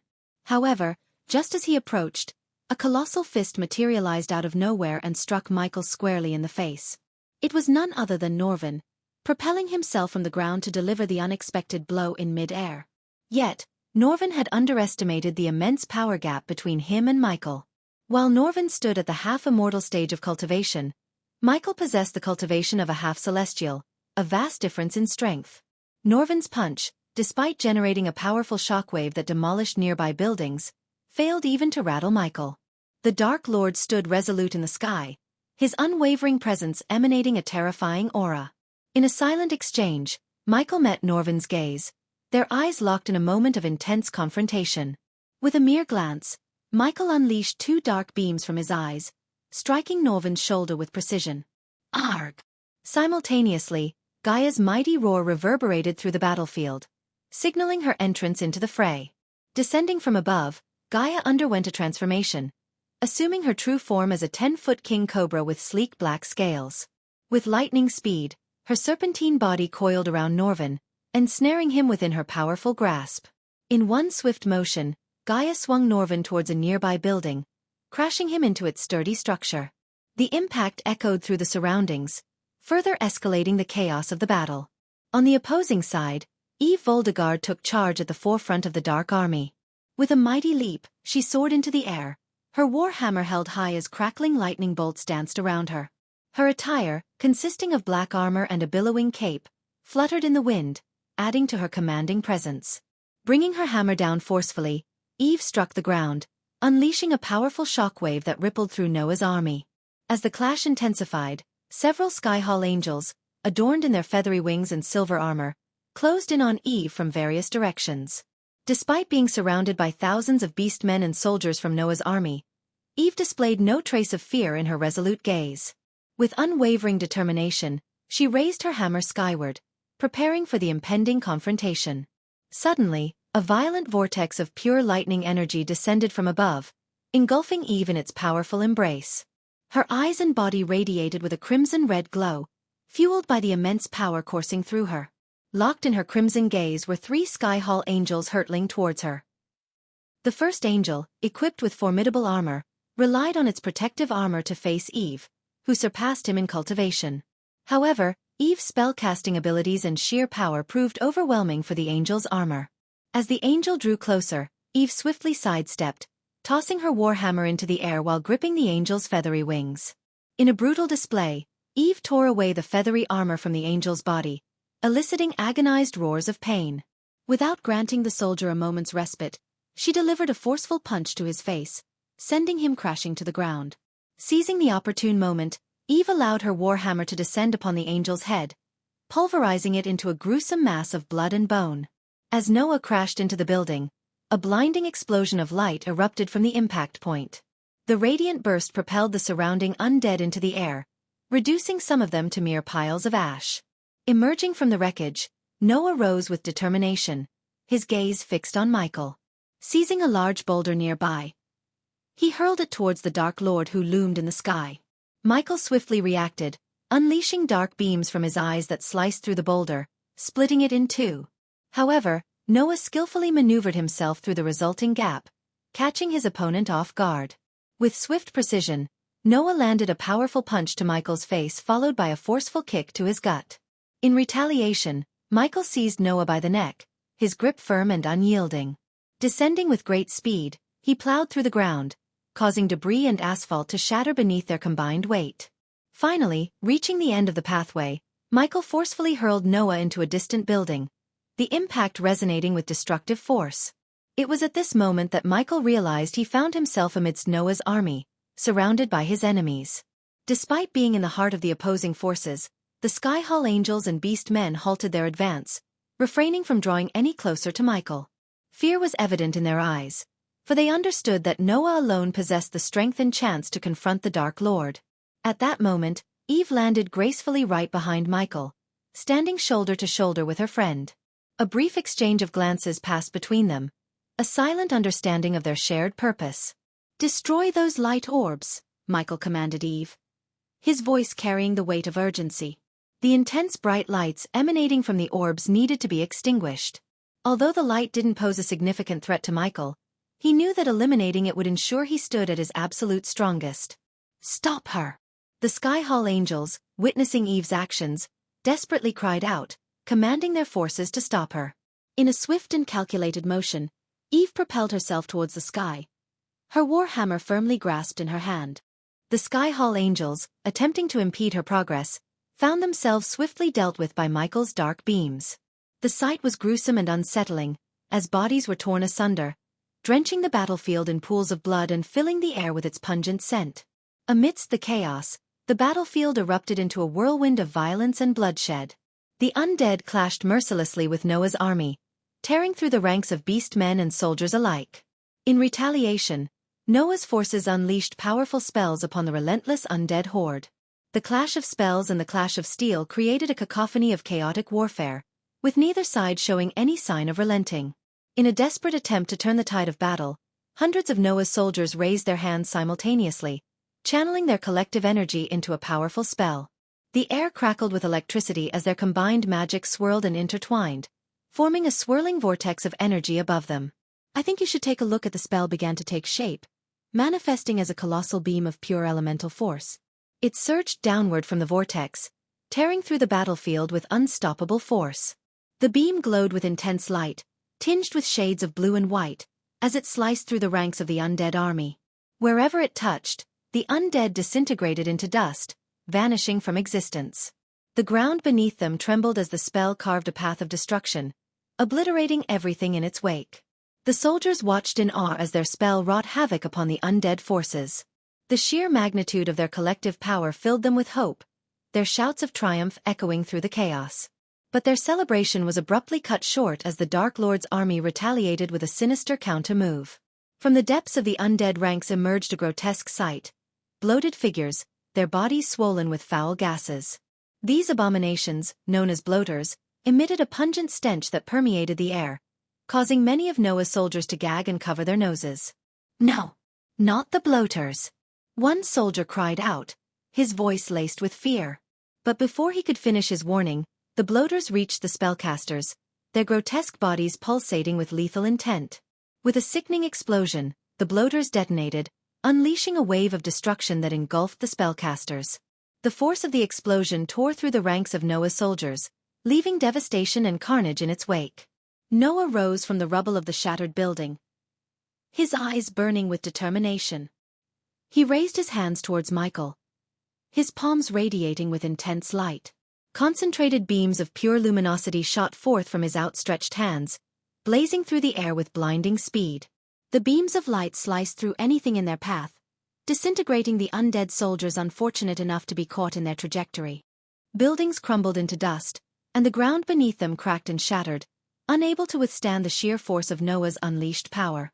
The light beams illuminated the battlefield, casting an ethereal glow upon the chaos below. Not to be outdone, Michael responded by raising his own hand, his palm emanating a swirling darkness. Dark beams erupted from his fingertips, coiling like serpents as they raced towards Noah. The clash between the light beams and the dark beams created an explosive collision, unleashing a cataclysmic shockwave that reverberated through the air. The resulting explosion engulfed the surrounding area, decimating everything within its vicinity. The force of the impact sent shockwaves rippling through the battlefield, shaking the ground and tossing debris into the air like confetti.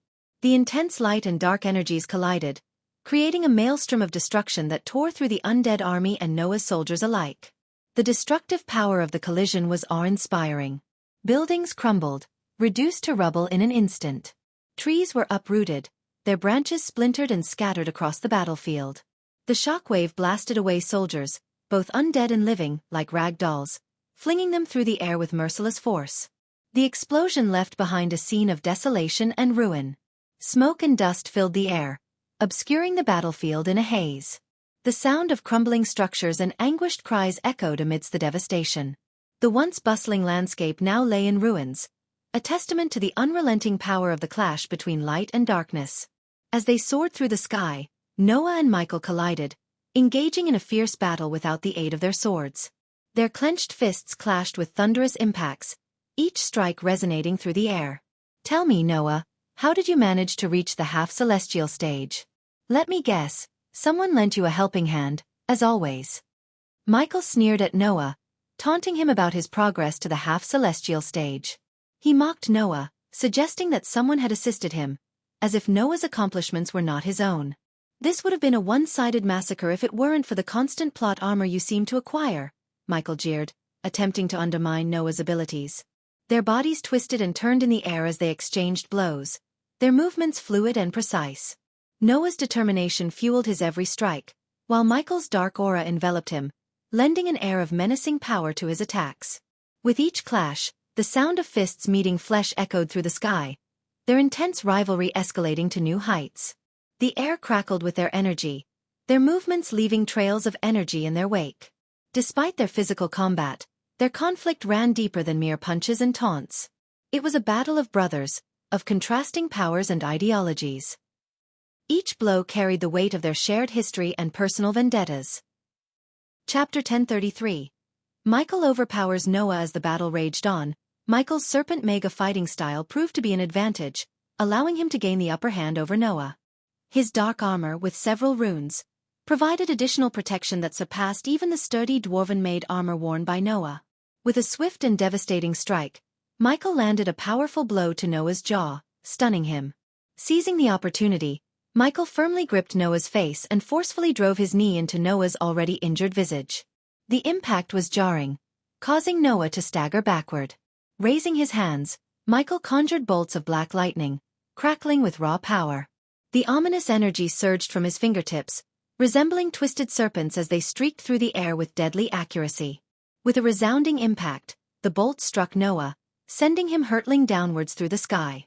When Noah descended, his body spiraling toward the ground, Michael unleashed his devastating meteor spell. Summoning the fiery might of the cosmos, he willed a blazing meteor to manifest, hurtling towards Noah with unstoppable force.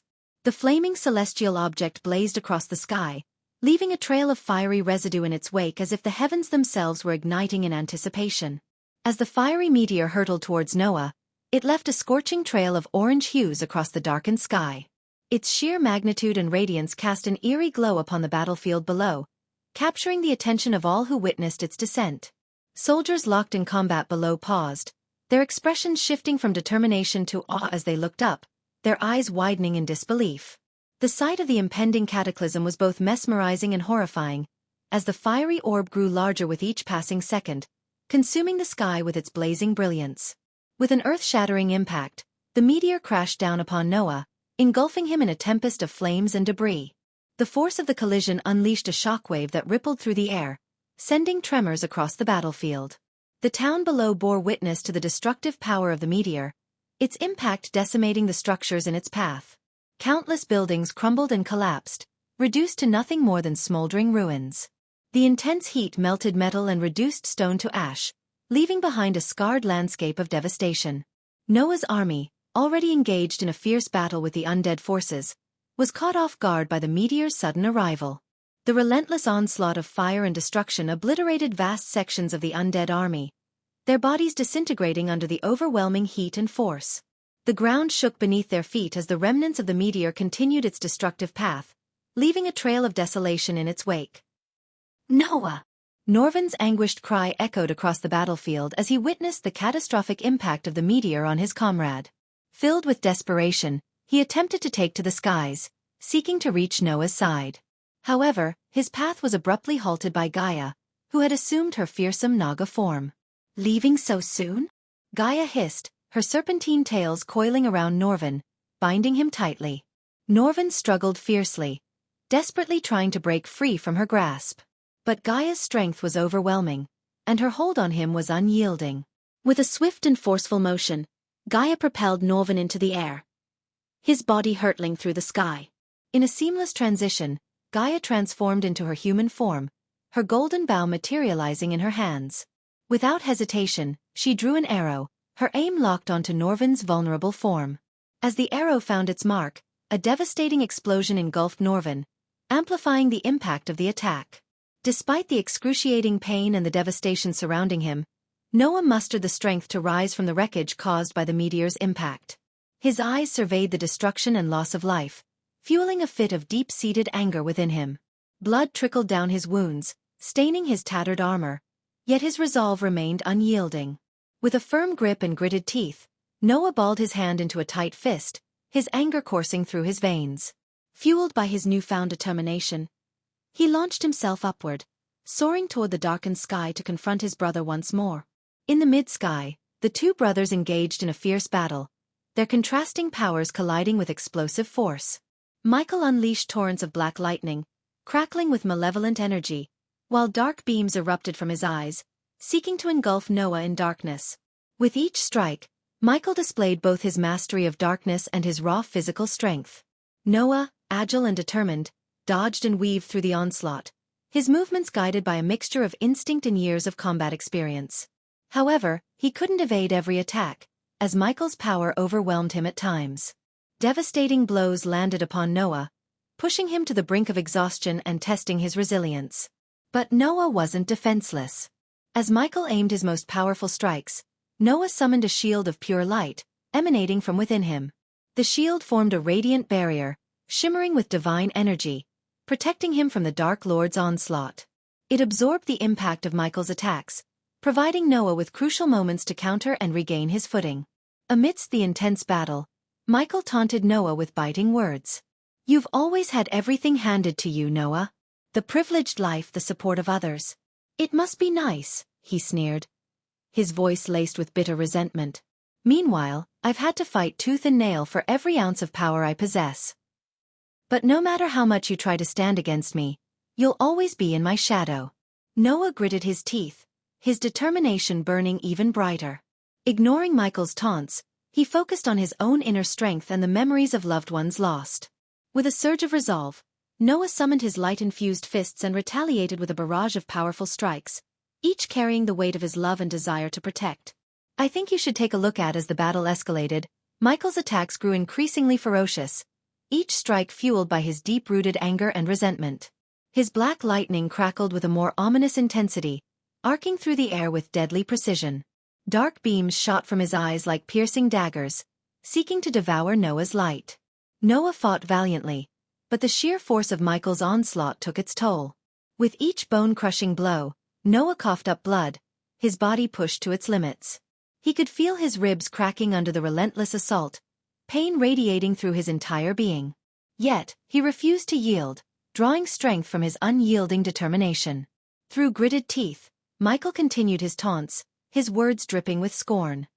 "You think you're better than me, Noah? With your lavish life, your supporters? Let me tell you something. No one handed me anything. I was an orphan, fighting every second just to survive.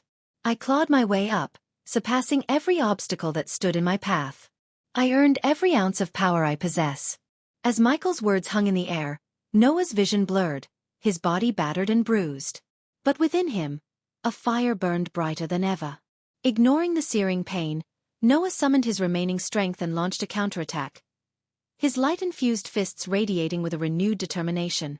The clash between the brothers intensified, a dance of light and darkness. Noah dodged and weaved, evading some of Michael's attacks with sheer reflexes, while others struck true, sending him hurtling through the air, his body crashing into debris with bone-crushing impacts. As Michael's attacks reached their apex, he abruptly halted, seizing Noah by the neck with a cruel grip. The air grew heavy with tension as Michael's dark eyes bore into Noah's, an expression of triumphant malice etched upon his face. "Darkness always triumphs over light, Noah. Hardships always prevail over a lavish life," Michael sneered, his voice laced with a bitter satisfaction. With a sadistic grin, he unleashed a barrage of punches upon Noah's defenseless face, each blow resounding with bone-crunching impact. The force behind the strike sent Noah spiraling through the air, his body tossed like a ragdoll. Noah's descent was swift and brutal, his body crashing into the ground with an earth-shattering thud. The impact was so intense that it created a sizable crater, the earth quivering beneath the force of his landing. Blood trickled from Noah's broken and battered form, mingling with the dirt and debris that surrounded him. Witnessing their leader being overpowered by the Dark Lord sent a chill racing through the ranks of Noah's army. The soldiers looked on in stunned disbelief, their resolve shaken by the sight of their champion being mercilessly beaten. A collective wave of unease swept through their ranks, their confidence waning as they struggled to comprehend the possibility of defeat. In contrast, the vampires of the Dark Lord's army reveled in their leader's dominance. Their cheers echoed through the battlefield, a chilling chorus of adulation for their malevolent master. Their eyes gleamed with fervor and anticipation, their loyalty unwavering as they relished in the impending triumph of darkness over light. As Norvin witnessed the brutal assault on Noah at the hands of the Dark Lord, a surge of primal rage coursed through his veins. His body underwent a remarkable transformation, growing in size and strength as he assumed his formidable ape form. With a thunderous roar that reverberated through the battlefield, he pounded his chest, a display of his indomitable spirit. Suddenly, a golden shield materialized around Norvin, shimmering with a protective aura. It deflected the barrage of arrows unleashed by Gaia, their deadly trajectory rendered futile against the impenetrable barrier. Norvin's defiant stance grew stronger as he stood undeterred, shielding himself from Gaia's relentless assault. Summoning his primal power, Norvin cast his gaze toward the sky, his eyes blazing with determination. An ethereal fist materialized, crackling with raw energy and divine might. With a resounding impact, he unleashed the devastating punch upon Gaia, an unstoppable force that connected with unrelenting power. The speed and strength of Norvin's punch were unparalleled, catching Gaia off guard. She was sent hurtling through the air, her body twisting and contorting in a violent arc. The impact resonated with an explosive shockwave, leaving a trail of shattered debris in its wake. But when Norvin soared towards Noah, ready to provide his much-needed aid, his path was suddenly intercepted by Eve, who unleashed her electrifying presence. With a mighty swing of her warhammer, lightning crackling and dancing around its formidable form, she struck Norvin square in the face. The impact reverberated through the air, unleashing shockwaves that rippled across the battlefield. Staggered by the forceful blow, Norvin struggled to maintain his balance. Before he could fully recover, Eve swiftly closed the distance between them, relentlessly pursuing him through the sky. In a calculated move, she hurled her hammer with pinpoint accuracy, aiming straight at Norvin's chest. The hammer collided with his torso, delivering a bone-crushing blow that further weakened his resolve. As the battle raged on, the tides began to shift in favor of the Dark Lord. The combined might of Michael, Gaia, and Eve proved to be a formidable force that threatened to overwhelm Noah's army. The dark powers at their disposal grew more potent with each passing moment, casting an ominous shadow over the battlefield. Noah's forces, once filled with determination and hope, now faced the grim reality of an impending defeat. The Dark Lord's influence permeated the air, sending chills down the spines of Noah's soldiers. Chapter 1034. Norvin's death. Michael hovered in the air, his gaze fixed upon Noah, waiting for the opportune moment when he would unleash the devastating power of the god-killing arrows. Deep within his system storage, Michael held 2 of these lethal weapons, while Noah possessed the remaining 5. The Dark Lord yearned for the day when he could claim all 7 arrows, an outcome that would seal Noah's fate once and for all. Yet, Noah refrained from reaching for the arrows. He recognized that he struggled to gain the upper hand in his relentless battle against Michael. The skies above were dominated by their fierce clash, while on the ground below, a grim spectacle unfolded. The once vibrant river town now resembled a desolate battlefield, scarred by the ravages of war. Broken buildings lay in ruins, their skeletal structures testament to the power of Michael's meteor spell that had crashed upon the earth. Lava oozed through the cracks, intertwining with smoldering rocks, casting an eerie glow upon the surroundings. The air was thick with the acrid scent of smoke and the haunting stench of death. Amidst the chaos, the undead army clashed with Noah's valiant beastmen and angels. Limbs of the undead littered the scorched landscape, while the fallen bodies of brave soldiers bore witness to the brutality of the conflict. Blood stained the once pristine streets, painting a grim tableau of sacrifice and suffering. As the intensity of the battle escalated, a glimmer of hope emerged amidst the chaos. Norvin, with his towering ape-like form, began to turn the tide in his skirmish against Eve and Gaia. With each swing of his powerful limbs, Norvin unleashed a barrage of blows upon his adversaries. His sheer size and strength granted him an advantage, allowing him to withstand the onslaught of the 2 formidable opponents. The ground trembled beneath Norvin's weight as he matched their every move. Eve, with her lightning-infused hammer, clashed against Norvin's unyielding defense. Bolts of electricity crackled in the air, illuminating the fierce exchange. However, Norvin's resilience proved to be a formidable shield, deflecting the onslaught of attacks with a golden barrier that enveloped him, repelling the lightning strikes. Gaia, on the other hand, unleashed a flurry of arrows, aiming to pierce Norvin's defenses and weaken his resolve. But to her surprise, her projectiles met an impenetrable barrier, shimmering with a radiant golden glow. As Norvin's fist collided with Gaia, the clash drew Michael's attention. With a swift determination, he closed the distance between himself and Norvin, disregarding Noah's presence. Norvin, standing tall at 15 feet, taunted Michael, "Fight me head-on instead of sending your women to do a man's job." Ignoring the taunts, Michael landed before Norvin, summoning his bone-chilling war hammer, the Doomsbringer. The frigid aura radiating from the hammer caused the temperature to drop significantly. Michael declared with cold determination, "I should finish what Nightmare started," Michael said coldly, his voice carrying an air of determination. With synchronized movements, both Michael and Norvin leaped into the air, their bodies poised for battle. Norvin swung his massive ape-like fist towards Michael, meeting the cold, unyielding metal head of the Doomsbringer. Norvin's hand instantly went numb upon impact, but he didn't falter.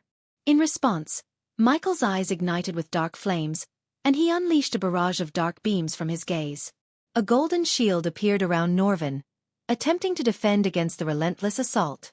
However, the shield began to crack under the overwhelming power of the dark beams, and within moments, it shattered completely. Undeterred, Norvin mustered his strength and seized the warhammer as Michael attempted another strike. In a desperate effort, Norvin delivered a powerful headbutt towards Michael. But to his astonishment, the Dark Lord remained unyielding, displaying his formidable resilience. Michael retaliated with a forceful jump, headbutting Norvin with equal intensity, causing the ground to tremble beneath them. The impact sent Norvin hurtling through the ground, leaving a trail of destruction in his wake. Noah lay unconscious, buried beneath the rubble of shattered buildings. Meanwhile, Michael remained completely focused on Norvin, his anger burning within him. The death of his pet dragon, Nightmare, had ignited a fiery rage within Michael. The news of Nightmare's demise had stirred the emotions of those around him. Gaia wreaked havoc upon her own kingdom, Vidora nearly destroyed the Dark Castle in a fit of anger, and Claire and others wept openly. But Michael, devoid of tears, channeled his anger into a fierce determination. It fueled his every move as he dashed towards Norvin. With intense purpose, Michael landed before Norvin, gripping him tightly by his fur before hurling him towards Noah's army, locked in battle against the relentless undead. Above them, one of the intense light orbs shattered, causing the brightness to diminish. Michael glanced upwards, recognizing that Eve had successfully disabled one of the light orbs hidden beneath the dome. As Norvin crashed into a building, reducing it to rubble, Gaia unleashed a relentless barrage of explosive arrows from the sky, further injuring him. Undeterred, Michael, wielding the Doomsbringer, swiftly closed the distance and planted himself firmly upon Norvin's chest. "Now, look into my eyes and taunt me," Michael coldly demanded of Norvin. Rather than responding with words, Norvin emitted a thunderous roar, the sheer force of it causing Michael's hair to be blown back. Yet, Michael stood resolute upon Norvin's chest. "I think you should take a look at raising his Doomsbringer with intent to strike a final blow." Michael's actions were suddenly interrupted by the distant firing of a powerful cannonball. The resounding boom of the cannon drowned out even the fiercest thunderclap, as the fiery projectile soared through the air. The dwarves stood together, their eyes fixed on the unfolding battle between the Dark Lord and their comrades. Their hands trembled slightly as they prepared the powerful cannonball once again, their minds filled with a mix of determination and uncertainty. "Fire the cannon! Let's blast that Dark Lord to oblivion!" One dwarf exclaimed, his voice filled with both hope and anxiety. Another dwarf, however, expressed doubts. "Are we making a terrible mistake? The Dark Lord is no ordinary foe. We may have just drawn his attention towards us." A third dwarf chimed in, "It's true. What can we possibly do against a being at the half-celestial stage? Our cannon is mighty, but it may not be enough to stop him." Yet, amidst their wavering thoughts, one dwarf raised his voice, his eyes fixed on Noah, still lying motionless amidst the chaos. "Noah, wake up! This is your chance to fight back against the Dark Lord. Rise and show him the strength of your resolve." The dwarves exchanged concerned glances, their hearts heavy with worry. They understood the immense challenge that lay before them, but they refused to give in to despair. To their utter disbelief, Michael effortlessly caught the fiery cannonball, reducing it to a mere pile of ash with a tight grip. The dwarves watched in stunned silence as their mighty weapon was rendered useless. The weight of their defeat settled upon their shoulders.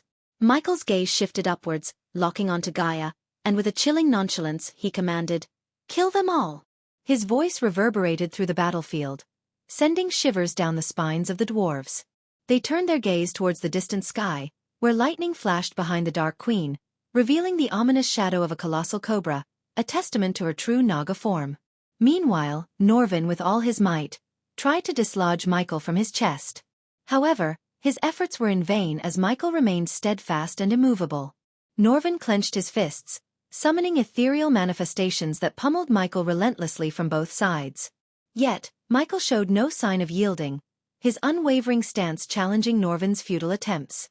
With the Doomsbringer raised high, Michael taunted Norvin, "I will bring Nightmare back from the depths of hell, but Noah won't be able to bring you back." Norvin's roars filled the air as his ethereal fists continued to assault Michael without effect. But Michael remained unperturbed. As the realization of his impending defeat dawned upon him, Norvin slowly turned his gaze towards the rubble where Noah lay buried. Tears welled in his eyes as he faced Michael once more, his voice filled with sorrow.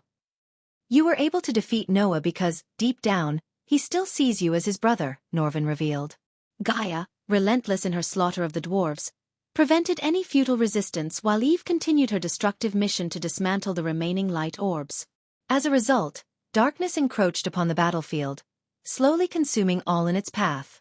"My death will break that bone and bring back the Noah who went around killing his enemies left and right," Norvin snickered, embracing his impending demise without a trace of fear. Michael parted his lips as if poised to utter something but then closed them again.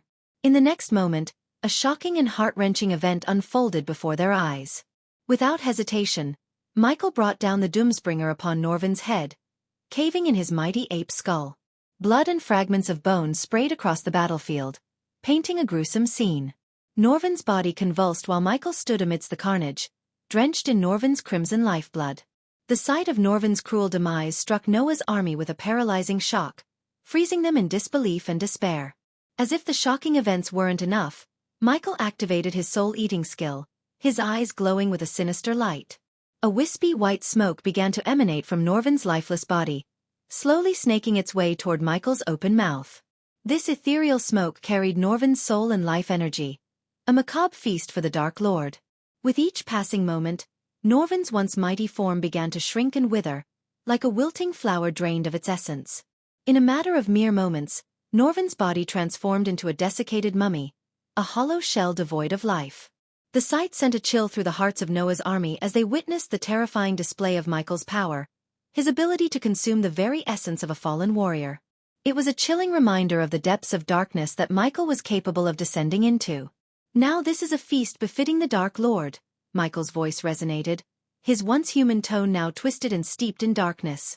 His words echoed through the battlefield, spreading an ominous aura that chilled the very air. The sinister quality of his voice alone was enough to send shivers down the spines of the remaining beastmen and dwarves.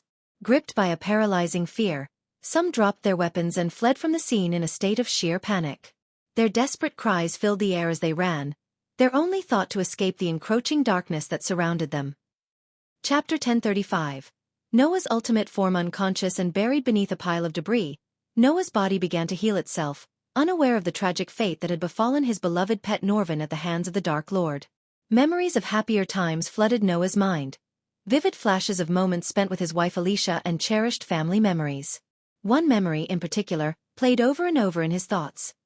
An idyllic scene where Alicia and Norvin sat on either side of Noah, their faces filled with joy as they watched the sunset in the serene Azure continent.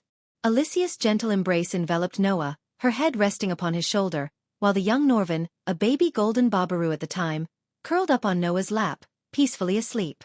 These precious moments were etched in Noah's heart. However, the serenity of the memory abruptly shifted, turning dark and foreboding. Alicia's tear-filled eyes stared up at Noah, blood streaming from them. In a cruel twist, Alicia slowly faded away from his recollection, leaving Noah powerless to halt the mortifying transformation. Norvin, too, awoke from his slumber in the memory, only to vanish before Noah's eyes. Noah gazed up at the sky, witnessing the vibrant orange hues of the once painted light gradually darkening. His eyes traced the ominous formation of clouds taking shape, morphing into the distinct skull symbol associated with the Dark Lord. The reality of his situation tore through Noah's being, wrenching him from the pleasant memories he had cherished, transforming them into a haunting nightmare brought forth by the Dark Lord's malevolence. As Noah gradually regained consciousness, the tides of war shifted in favor of the Dark Lord, Michael. Without the presence of Noah and Norvin, the two strongest warriors, Noah's army found themselves on the losing end. Despite the valiant efforts of the Sky Hall Angels, the relentless undead forces and their lethal allies, the bloaters, began to overwhelm and decimate their ranks. Meanwhile, Eve relentlessly continued her mission of destroying the light orbs. Each orb shattered under the weight of her mighty blows, plunging the battlefield into ever-deepening darkness. Gaia, in her Naga form, soared through the sky, emitting a poisonous green mist that tainted the air. With a fiery arrow in hand, she unleashed a devastating explosion that reduced buildings to ashes and reverberated with a deafening roar throughout the river town.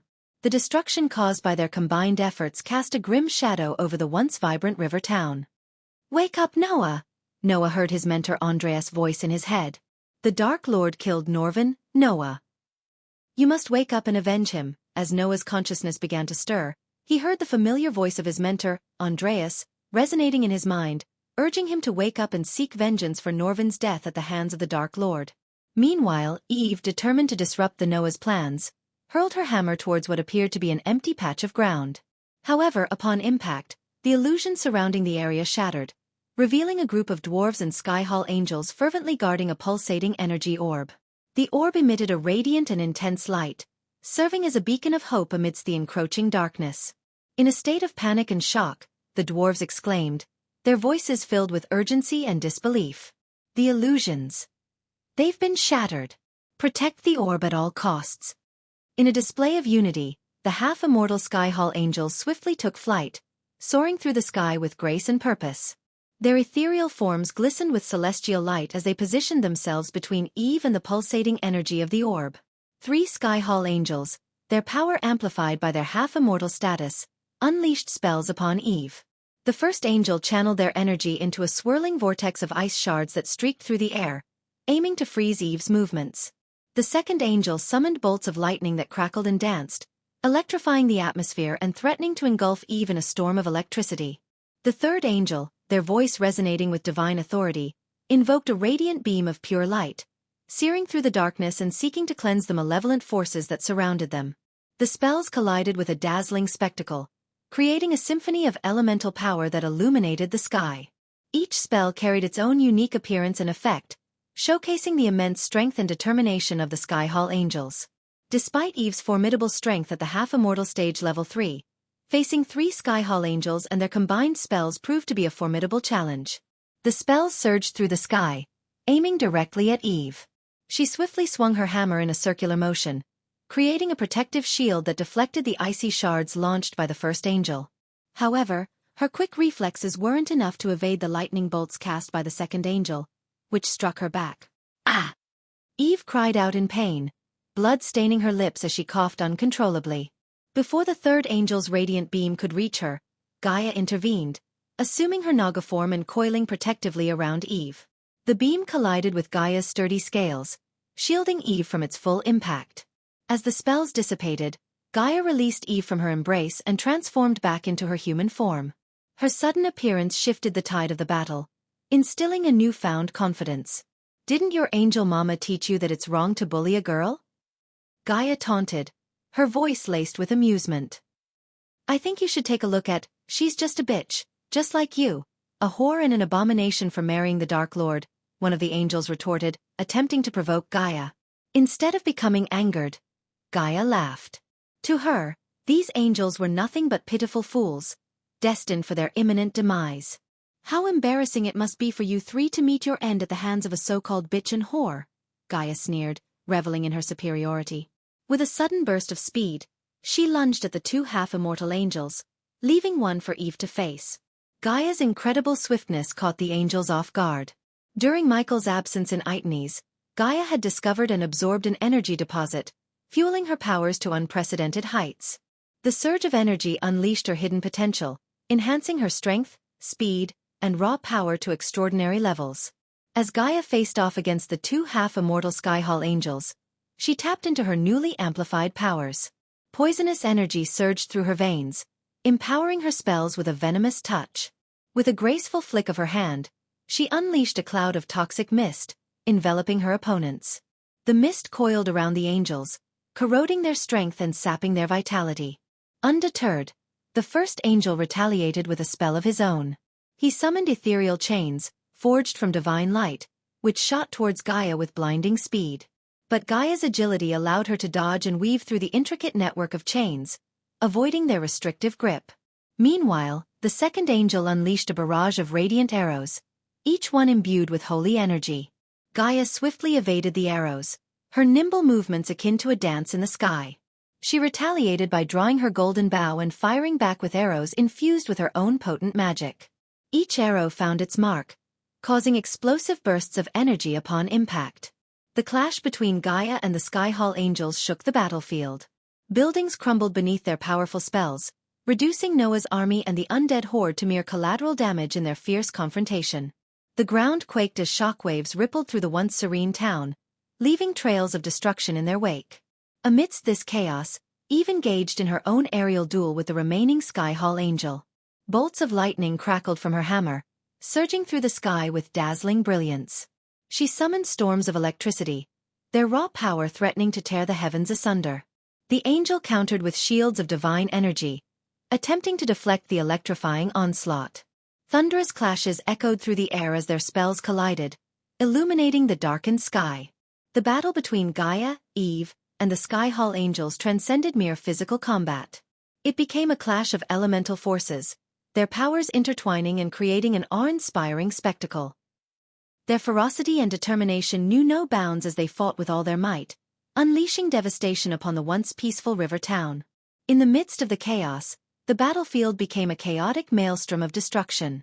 The combined forces of Noah's army and the undead horde were caught in the crossfire, their ranks scattered and decimated by the overwhelming power unleashed by the combatants.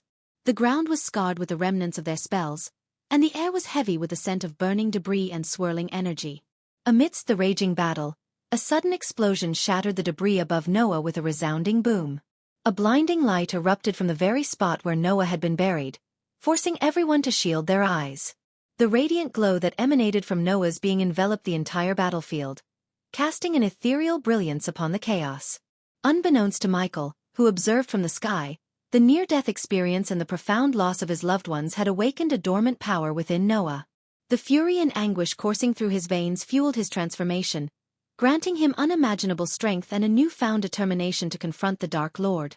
Little did Michael know in that very moment that the brink of death had unleashed a wellspring of power within Noah, as it did for all gods and beings above the mortal realm. The revelation that near-death experiences could grant unimaginable strength remained a secret to Michael, and Noah was about to prove that he was no exception to this extraordinary phenomenon. As Noah ascended, radiant and empowered, Michael braced himself for the ultimate clash between the two brothers, unaware of the true magnitude of Noah's newfound abilities. Noah slowly ascended from the ground, his entire form radiating with the intensity of the blinding light. Michael recognized the change unfolding before his eyes, realizing that Noah had tapped into his ultimate potential. Floating in the sky, Michael prepared himself to confront Noah in this newfound, ultimate form. Ghost! Noah's voice reverberated through the battlefield, resonating with a force that surpassed mere sound. His powerful shout unleashed a shockwave, obliterating everything in its path. The once ruined buildings crumbled to dust, and both Noah's army and the undead were thrown into disarray by the sheer force of the shout. Even Gaia, Eve, and the Sky Hall angels were forcefully brought down from the sky, crashing onto the ground below.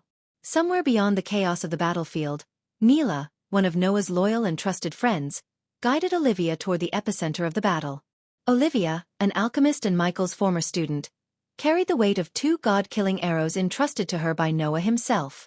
Their arrival could potentially tip the scales in this cataclysmic conflict. Chapter 1036. Using the god-killing arrows, Noah emerged from the debris, his radiant form shining like a miniature sun. The darkness that Eve had cast upon the battlefield with the destruction of the light orbs was instantly dispelled by Noah's presence.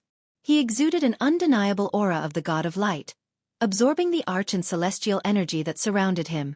With this surge of power, the energy dome encasing Rivertown cracked and shattered, unable to contain Noah's divine might. Meanwhile, Michael activated the death range, causing the surrounding area to plunge into darkness. Storm clouds roiled above him, unleashing thunderous claps and torrential rain.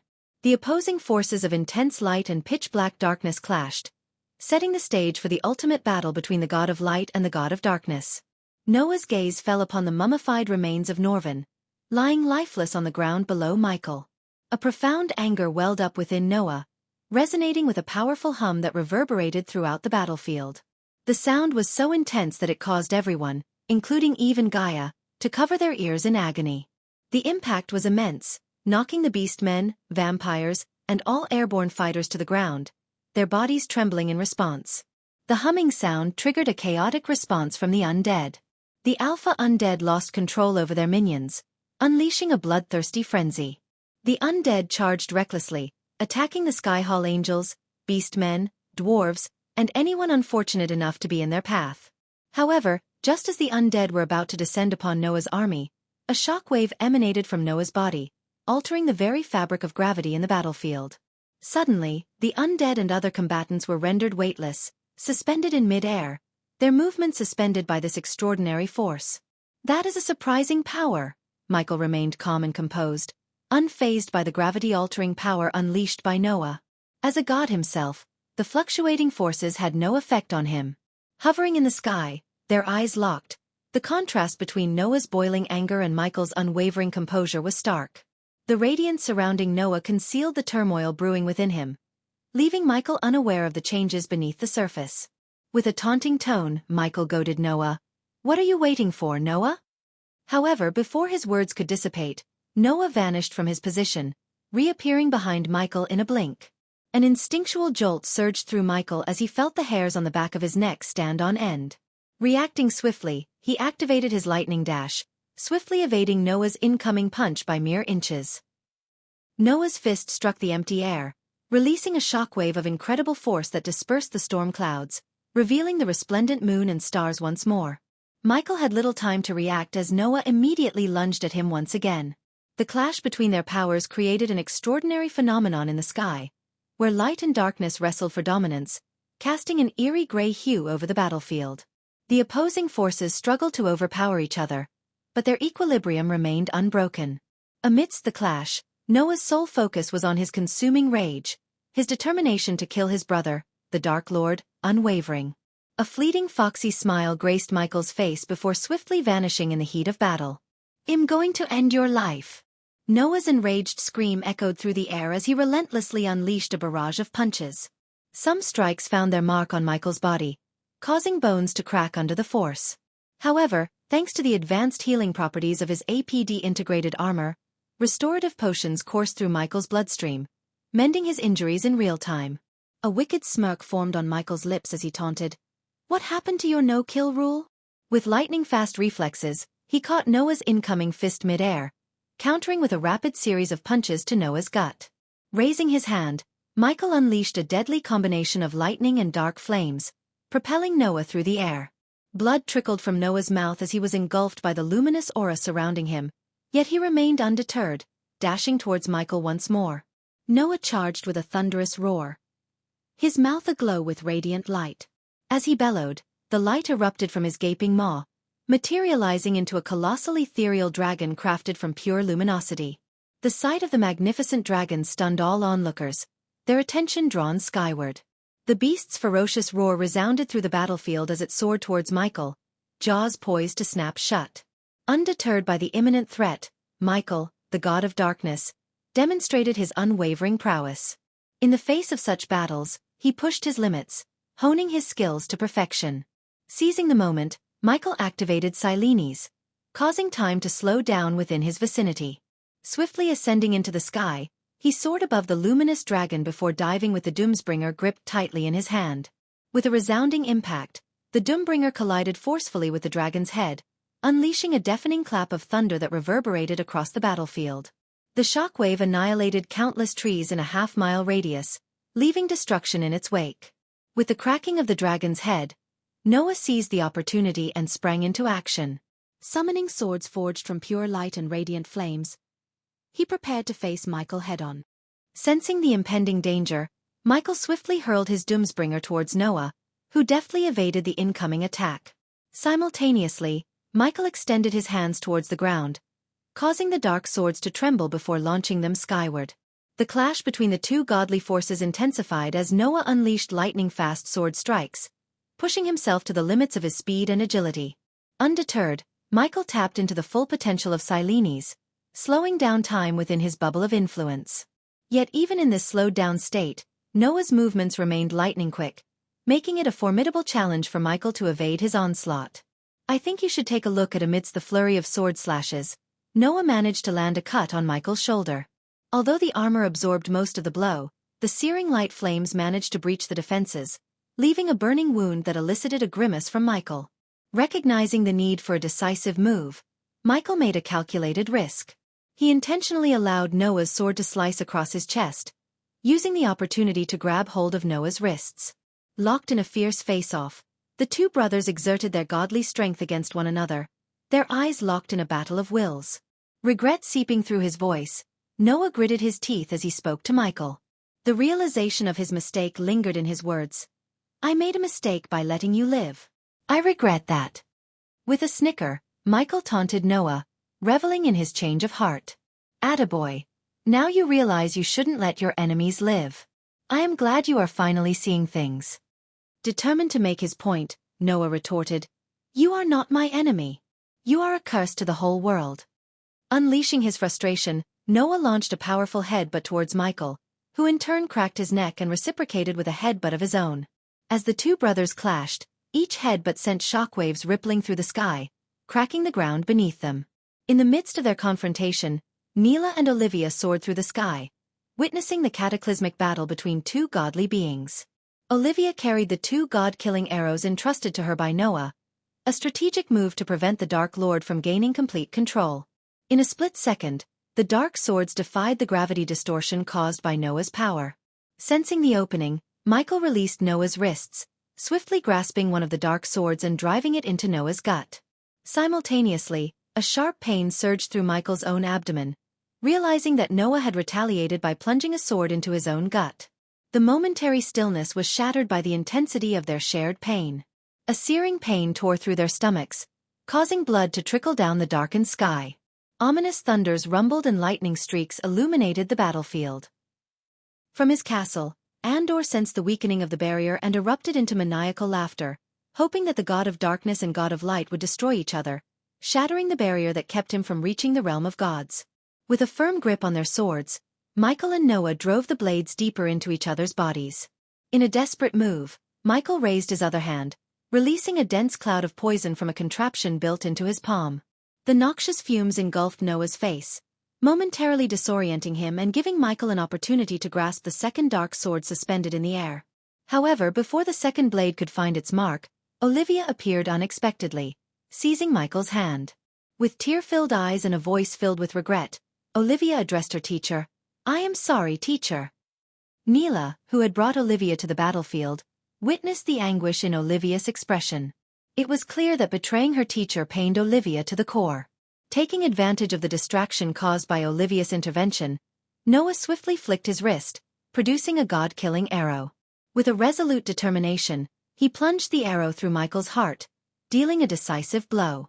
As the god-killing arrow pierced through Michael's heart, a deafening thunderclap reverberated through the air, causing the entire world to tremble in response. The oceans, once restless with crashing waves, stilled in an eerie silence, as if paying homage to the monumental moment taking place above. In the midst of the charged atmosphere, lightning bolts erupted across the darkened sky, illuminating the heavens with their brilliant flashes. The bolts crackled with raw energy, as if mirroring the intense clash between light and darkness unfolding before the eyes of gods and mortals alike. It was a sight that struck awe and fear into the hearts of those who witnessed it. With the god of darkness struck by the god-killing arrow, a profound stillness settled over the battlefield. In a surge of determination, Noah seized another god-killing arrow and swiftly plunged it through Michael's gut, deepening the wound. As the arrow tore through flesh and sinew, a visceral spray of blood erupted from Michael's gut, splashing across the sky in a macabre display. The crimson liquid tainted his lips, trickling down his mouth in a chilling stream. Michael's eyes widened, a mix of agony and disbelief flickering within them. The pain coursed through his body, intensifying with each passing moment. Yet, despite the torment, a sinister smile twisted across his face, a cruel testament to his indomitable spirit. Note: continue reading and I promise you what you feel will turn into goosebumps. Chapter 1037. What really happened? Part 1. An error occurred while reading the file. Could not find file/data/www/panda_i/used_emails. txt. Despite the torment inflicted upon him by the two god-killing arrows, Michael's indomitable will and resilience shone through. With a surge of strength, he gripped Noah by the neck, his fingers tightening around the vulnerable flesh.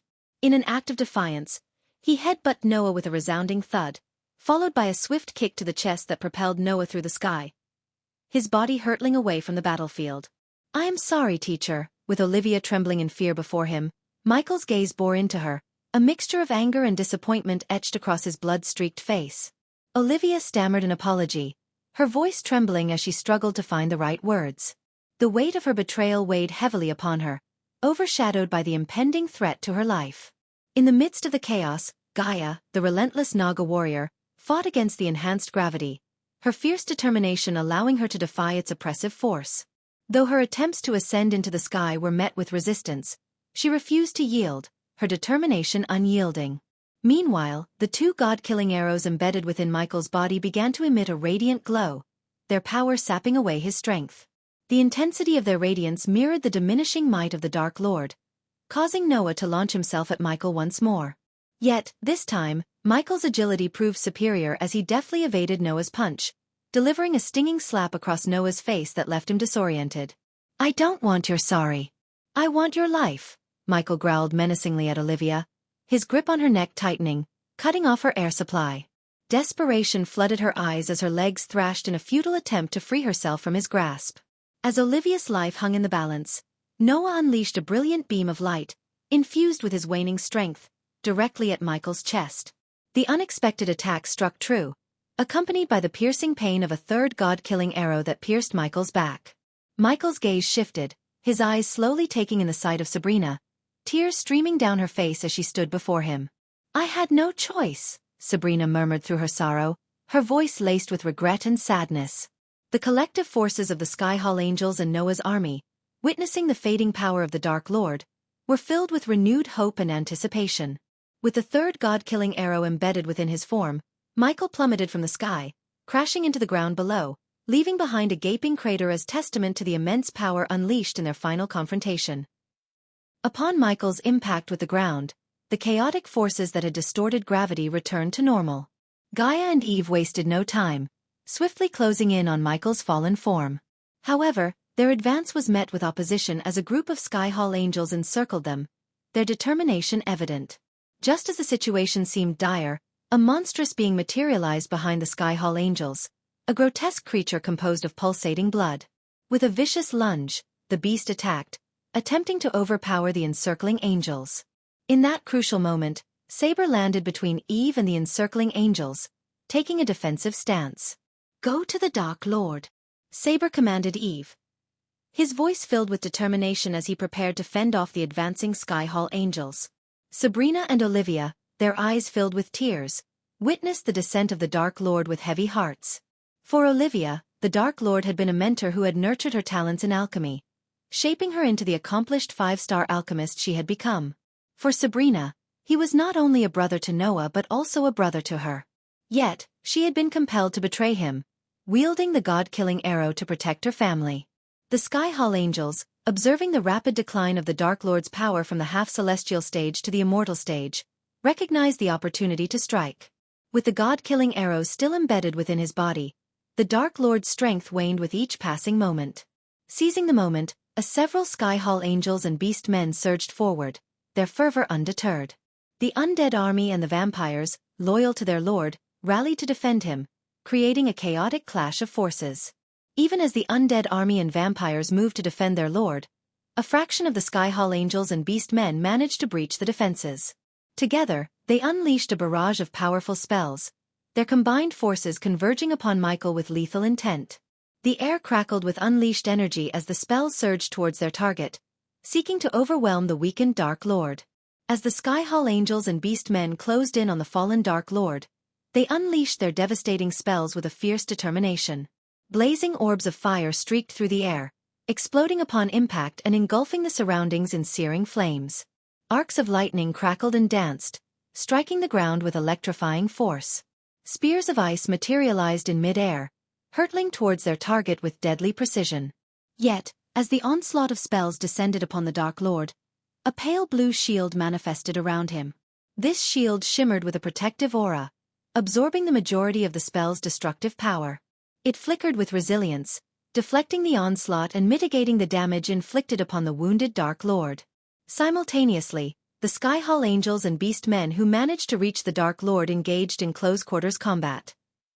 Their blades clashed with his armor, creating sparks that illuminated the darkened battlefield. The Sky Hall angels, with their celestial wings, swooped down, delivering swift strikes with their celestial blades. The beast men, with their fierce strength and agility, lunged and pounced, attempting to overwhelm the weakened Dark Lord. Amidst the chaotic clash, the Dark Lord evaded some of the attacks with fluid grace, swiftly parrying and countering their advances. His movements, though impaired by the god-killing arrows lodged within him, carried a lingering threat. With each strike, he fought back, retaliating with a combination of brute force and calculated precision. His strikes were swift and accurate, as if driven by a primal instinct to survive. However, some attacks managed to breach the Dark Lord's defenses, finding their mark upon his vulnerable form. His armor, stained with his own blood, offered diminishing protection as his strength waned. Each blow intensified the pain coursing through his body, threatening to sap his remaining vitality. "I think you should take a look at." Amidst the chaotic clash, the voices of the Sky Hall angels and beast men echoed through the battlefield. "Press the attack. He's weakening. Strike harder. Don't let him recover. He cannot withstand our combined might." As the battle reached its climax, Noah, consumed by pure rage, unleashed a barrage of catastrophic spells. Chains of radiant light materialized beside him, shooting forth with incredible speed to ensnare the Dark Lord. Simultaneously, a majestic winged lion, forged from pure light, materialized and lunged at Michael with fierce determination. The third spell Noah conjured resembled Michael's devastating meteor spell, but instead of fiery projectiles, Noah summoned 3 spheres of scorching light enveloped in radiant flames. The combined force of these spells struck Michael simultaneously, causing a tremendous explosion that sent shockwaves rippling through the battlefield. The resulting dust storm engulfed the area, obscuring the view and disorienting both armies. Seizing the opportunity, Noah summoned the remaining god-killing arrows, a manifestation of his determination to end the Dark Lord's life. Hands made of brilliant light materialized around Noah, each grasping a god-killing arrow. With the arrows in his possession, Noah descended from the sky, his intent clear, to deliver the final blow to the Dark Lord. Amidst the chaos, a sudden explosion of lightning illuminated the battlefield where Eve was locked in combat. Witnessing the overwhelming assault on her best friend, the Dark Lord, Eve's fury ignited within her. Her anger transformed into an intense surge of power as she leaped into the air, descending upon the ground with her hammer poised to strike. The resulting shockwave sent her adversaries hurtling through the air, their bodies flung aside with great force. Meanwhile, Saber, leading his vampire forces, charged at the surrounding Sky Hall angels and beast men, proving himself to be an exceptionally formidable opponent. With every drop of blood he consumed, Saber's strength and speed increased exponentially, turning him into an unstoppable force on the battlefield. On the other hand, Gaia surged forward like an unstoppable force, leaving a trail of devastation in her wake.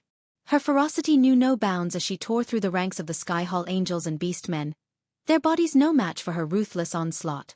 Limbs were ripped apart, and the ground became drenched in a macabre display of blood and shattered wings.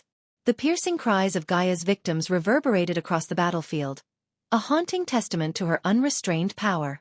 However, as Gaia neared the area where Noah's spells had struck, Noah clenched his hands together, conjuring a luminous orb of light.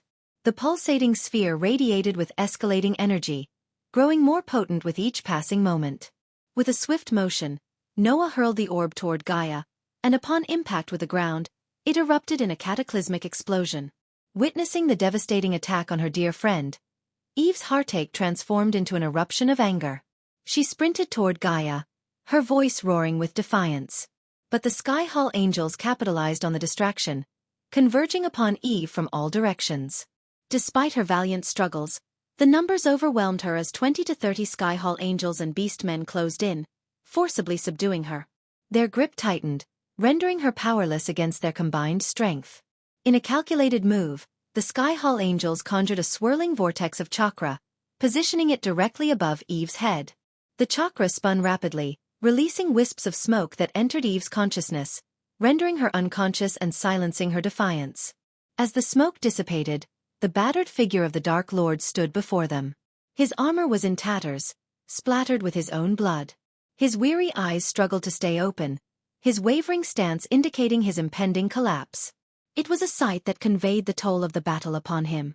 However, Noah seized the opportunity, landing behind Michael with astonishing speed and thrusting another god-killing arrow into his already wounded form. The hands of pure light created by Noah moved in a blur, delivering swift and precise strikes as the god-killing arrows pierced Michael's body. Each strike resounded with a thunderous clap, the accompanying flash of lightning illuminating the sky. In a final desperate attempt, Gaia lunged at Michael, her own body battered and bloodied. Despite her injuries, she sought to deliver a decisive blow. Her hand appeared twisted, and crimson streams trickled from her wounds. Michael, despite being pierced by the god-killing arrows, intercepted Gaia, his grip tight as he locked eyes with her. Gaia collapsed onto Michael, their bodies entwined, as Noah unleashed the last and ultimate god-killing arrow, piercing through both their hearts. At that moment, the darkness that had shrouded the battlefield began to recede, allowing the gentle rays of the rising sun to illuminate the horizon. Michael plummeted to the ground, cradling Gaia in his embrace, while Sabrina and Olivia stood nearby, witnessing the fall of the Dark Lord. As Michael's body made contact with the earth, the god-killing arrows pulsated with an intense surge of energy. Then, in a climactic finale, the god-killing arrows erupted in a magnificent explosion, engulfing the Dark Lord's form in a mist of crimson. Noah gazed up at the emerging sun, a symbol of a brighter future now that the Dark Lord had been vanquished. Noah, having finally exacted his revenge upon the Dark Lord for the deaths of Alicia and Norvin, sank to his knees. As the radiant light surrounding him subsided, the true extent of the damage inflicted upon Noah became evident. His body was covered in bruises, blood seeping from numerous wounds. His once majestic armor now lay in tatters, a testament to the fierce battle he had endured. With the defeat of the Dark Lord, Saber took to the skies, his vampire followers vanishing alongside him. Ilara, fueled by a desire for justice, attempted to pursue the fleeing vampires, but Noah commanded her to stand down. "Let them go," Noah said, his voice weary but resolute. "It's over." As the dust settled and the chaos of battle subsided, Noah let out a sigh of relief. The long and arduous struggle had finally come to an end. Get ready for some goosebump moments. Chapter 1038. What really happened? Part 2. An error occurred while reading the file. Could not find file/data/www/panda_i/used_emails. TXT. 3 days after the defeat of the Dark Lord, a festive atmosphere filled the air as the world celebrated this momentous occasion. However, in River Town, where the final battle had taken place, and among the people of Gondolin who had remained indifferent to the war, there was no such revelry. In the midst of this, Penn Town was adorned with golden threads, vibrant lanterns, and an array of dazzling fireworks that illuminated the daytime sky. The townsfolk didn't mind the unusual timing and enthusiastically set off thousands of firecrackers and fireworks, rejoicing in the triumph of their beloved Lord Noah over the Dark Lord. Distinguished figures and leaders from all corners of the realm arrived at Penn Town to partake in the grand celebration hosted by Noah at his opulent residence, Winston Manor. The manor itself was a sight to behold, bedecked with colorful lights, shimmering lanterns, and intricately woven golden decorations. The entrance to the manor was lined with a red carpet, where people eagerly gathered, their cheers resounding like thunderclaps. Amidst the jubilant atmosphere, Olivia Palmer, hailed as one of the heroes for her courageous efforts to thwart the Dark Lord, arrived in her carriage. The carriage gracefully made its way through the sea of people, who stood on either side of the red carpet, offering their cheers and adoration. Outside the walls of Winston Manor, the townsfolk of Penn Town had congregated, eagerly awaiting glimpses of the illustrious guests and the festivities unfolding within. Their excitement was palpable as they cheered and applauded, their joy reverberating through the air. As Olivia gracefully alighted from her carriage, the enthusiastic crowd erupted into a chorus of cheers. Clad in a resplendent red gown befitting the grand occasion, she waved graciously at the adoring onlookers before making her way into the magnificent Winston Manor. Inside the manor, the atmosphere was nothing short of captivating. The grand hall, adorned with opulent decorations, exuded an aura of regality. Crystal chandeliers bathed the space in a warm and inviting glow, casting shimmering reflections upon the gilded walls. Elaborate tapestries depicting scenes of valor and triumph adorned the halls, adding an air of historical significance to the surroundings. Olivia followed the elegantly adorned corridors, guided by the gentle melodies of live music that floated through the air. The sound of joyful conversations filled the spaces as she navigated her way towards the grand hall, where the esteemed guests had gathered. As she entered the grand hall, her presence commanded attention. World leaders, including King Bredia, Noah's cousin Andrews, Yasmin Winston, Noah's sister Sabrina Winston, and Andrew's wife, Princess Catherine, daughter of King Bredia, were in attendance. Princess Catherine's 2 children added a touch of youthful exuberance to the gathering. The grand hall itself was a spectacle to behold. Lavish draperies adorned the walls, complementing the majestic artwork displayed throughout. The long dining tables were adorned with exquisite floral arrangements and fine silverware, promising a feast fit for kings. The air was filled with an intoxicating blend of tantalizing aromas from the meticulously prepared dishes, teasing the senses and whetting the appetite. Amidst the mingling guests, Olivia greeted familiar faces with warmth and grace, exchanging pleasantries and sharing in the collective joy of this momentous occasion. As Olivia entered the manor, she was greeted by Neela, one of Noah's trusted allies and an esteemed member of his elite guard. Neela approached Olivia with a respectful nod. "Lady Olivia, Lord Noah is waiting for you," Neela informed her. Understanding the purpose of their meeting, Olivia nodded in acknowledgement. She and Neela both knew that their destination lay deep within the labyrinthine corridors of Winston Manor. "Lead the way," Olivia gestured, following Neela as they discreetly slipped away from the bustling crowd. They ventured through hidden passages and descended a gloomy staircase, their footsteps echoing in the somber silence. The path to the dungeon prison felt ominous, with dimly lit torches casting flickering shadows along the cold stone walls. Reaching the entrance of the dungeon, Neela revealed a nondescript brown door concealed behind an illusion. With a simple motion, the door swung open, revealing the bleak confines that awaited them. The air grew heavy as they entered, the atmosphere thick with a sense of captivity. Within the dungeon, Olivia's eyes fell upon Noah, who stood before a row of glass tubes, each containing a captive individual. Among them was Ricky, her former lover, confined within a special cage designed specifically to hold the Dark Lord's surviving subordinates. A sigh escaped Olivia's lips as she observed his unconscious form. The glass tubes contained other prominent subordinates of the Dark Lord, including Adelia Wraith, Maxine, Tiberius, Titus, Optimus, and Trista. They remained motionless, unaware of their impending fate at the hands of Noah. "Noah!" Olivia greeted him as he turned to face her. Noah's face bore the evidence of the intense battle he had endured. Bruises marred his features, and a walking cane supported his weakened body. The strain of wielding the god-killing arrows and the wounds inflicted by the Dark Lord's dark flames had taken their toll. "I thought you should have a final opportunity to see Ricky before we carry out their sentence," Noah explained, his voice tinged with a mix of determination and weariness. Neela observed Olivia's shocked expression, sensing the turmoil within her. "Sentence? Noah, I believed we were planning to imprison them," Olivia responded, her voice betraying her deep-seated astonishment. Noah's gaze held a resolute conviction as he spoke. "I do not wish to subject them to the cruelty of the Sky Hall. Handing them over would only result in prolonged suffering. What I offer is a swift and painless end, sparing them from a lifetime of torment for the crimes committed by the Dark Lord," Noah explained, his words filled with a somber gravity. Olivia's lips parted to voice her objections, but her words faltered before they could escape. She realized that Noah's perspective held a painful truth she couldn't deny. Though her heart ached for Ricky and she longed for Noah to spare him, she understood the difficult choices he had to make. In the grand scheme of things, a swift death was a merciful alternative compared to the cruelties the Sky Hall would inflict upon them. With a heavy heart, Olivia approached the glass cage containing Ricky, her hand tenderly pressed against the cold surface. "Ricky, You should have left Ghost when you had the chance. We could have built a future together, she whispered, tears streaming down her cheeks.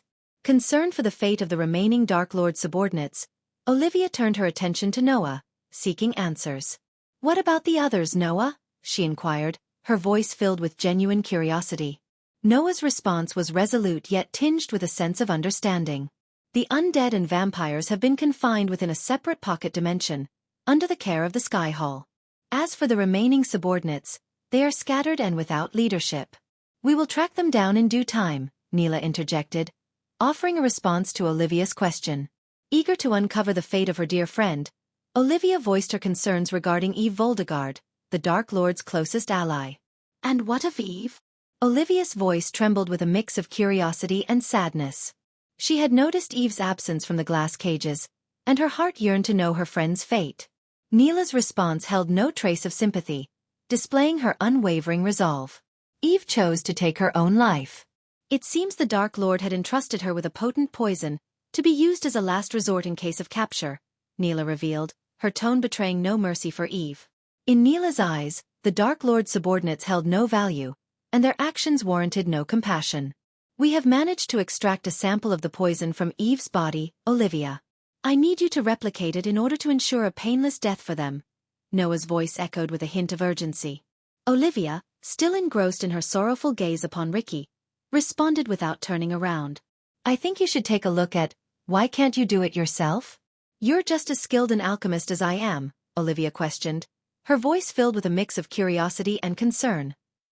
Noah's response was laced with a tinge of helplessness. I cannot. This poison was created using Ghost's unique recipe. Only you possess the knowledge to replicate it, Noah explained, his words resonating with the weight of necessity. If you are unable, I can use my light flames to end their lives, but I cannot guarantee a painless death, Noah stated, his voice revealing the absence of choice. Olivia, absorbing Noah's words, took a deep breath, steeling herself for the task at hand. I will do it. Just provide me with a secluded space to work, Olivia requested, her voice determined. Noah nodded in agreement, acknowledging her request. I will grant you the solitude you need. Neela will ensure you have everything necessary, Noah replied before limping away from the dungeon. 2 hours swiftly passed as Olivia meticulously brewed the replicated poison, her focus unwavering. With the task completed, she made her way back to the main hall. Emerging onto the front yard, where the guests were gathered, Olivia joined the crowd. A stage, adorned with the glass cages containing the Dark Lord subordinates, had risen from the ground. As she awaited her cue, Noah finally appeared on the stage, greeted by thunderous cheers from the assembled crowd. The crowd erupted in cheers and applause, their voices reverberating through the air. Hail Lord Noah, the vanquisher of darkness! Praise be to the one who defeated the Dark Lord. Lord Noah, you have saved us all. The resounding cheers echoed around Penn Town, an outpouring of gratitude and admiration for their savior. The people hailed Noah as a hero, their voices filled with hope and reverence. In the distance, Salisi soared through the sky, her face radiating with joy. She had achieved her goal of eliminating the Dark Lord, eagerly anticipating her master's journey into the realm of gods, where she was destined to accompany him. Meanwhile, Noah stood before the gathered crowd, acknowledging their cheers and applause. With a humble smile, he raised his hand, signaling for silence. As his hand ascended, a hush fell over the crowd, their attention solely focused on Noah. Taking a deep breath, Noah began his speech, his voice resonating with sincerity. My friends, today we celebrate a great victory over the Dark Lord, but let us not forget that darkness does not reside solely within one individual. Noah addressed the crowd, his words capturing their attention. We all possess a shadow within us, capable of darkness and evil. It is a part of our nature. But it is through our choices, our actions, and our kindness that we can overcome this darkness, Noah continued, his voice filled with conviction. He urged the crowd to reflect on their own flaws and the importance of self-improvement. We must strive to be better, to do better, if we are to prevent the rise of another Dark Lord. Each and every one of us has the power to make a difference, to bring light to the world, Noah emphasized, his gaze sweeping across the faces of the people before him.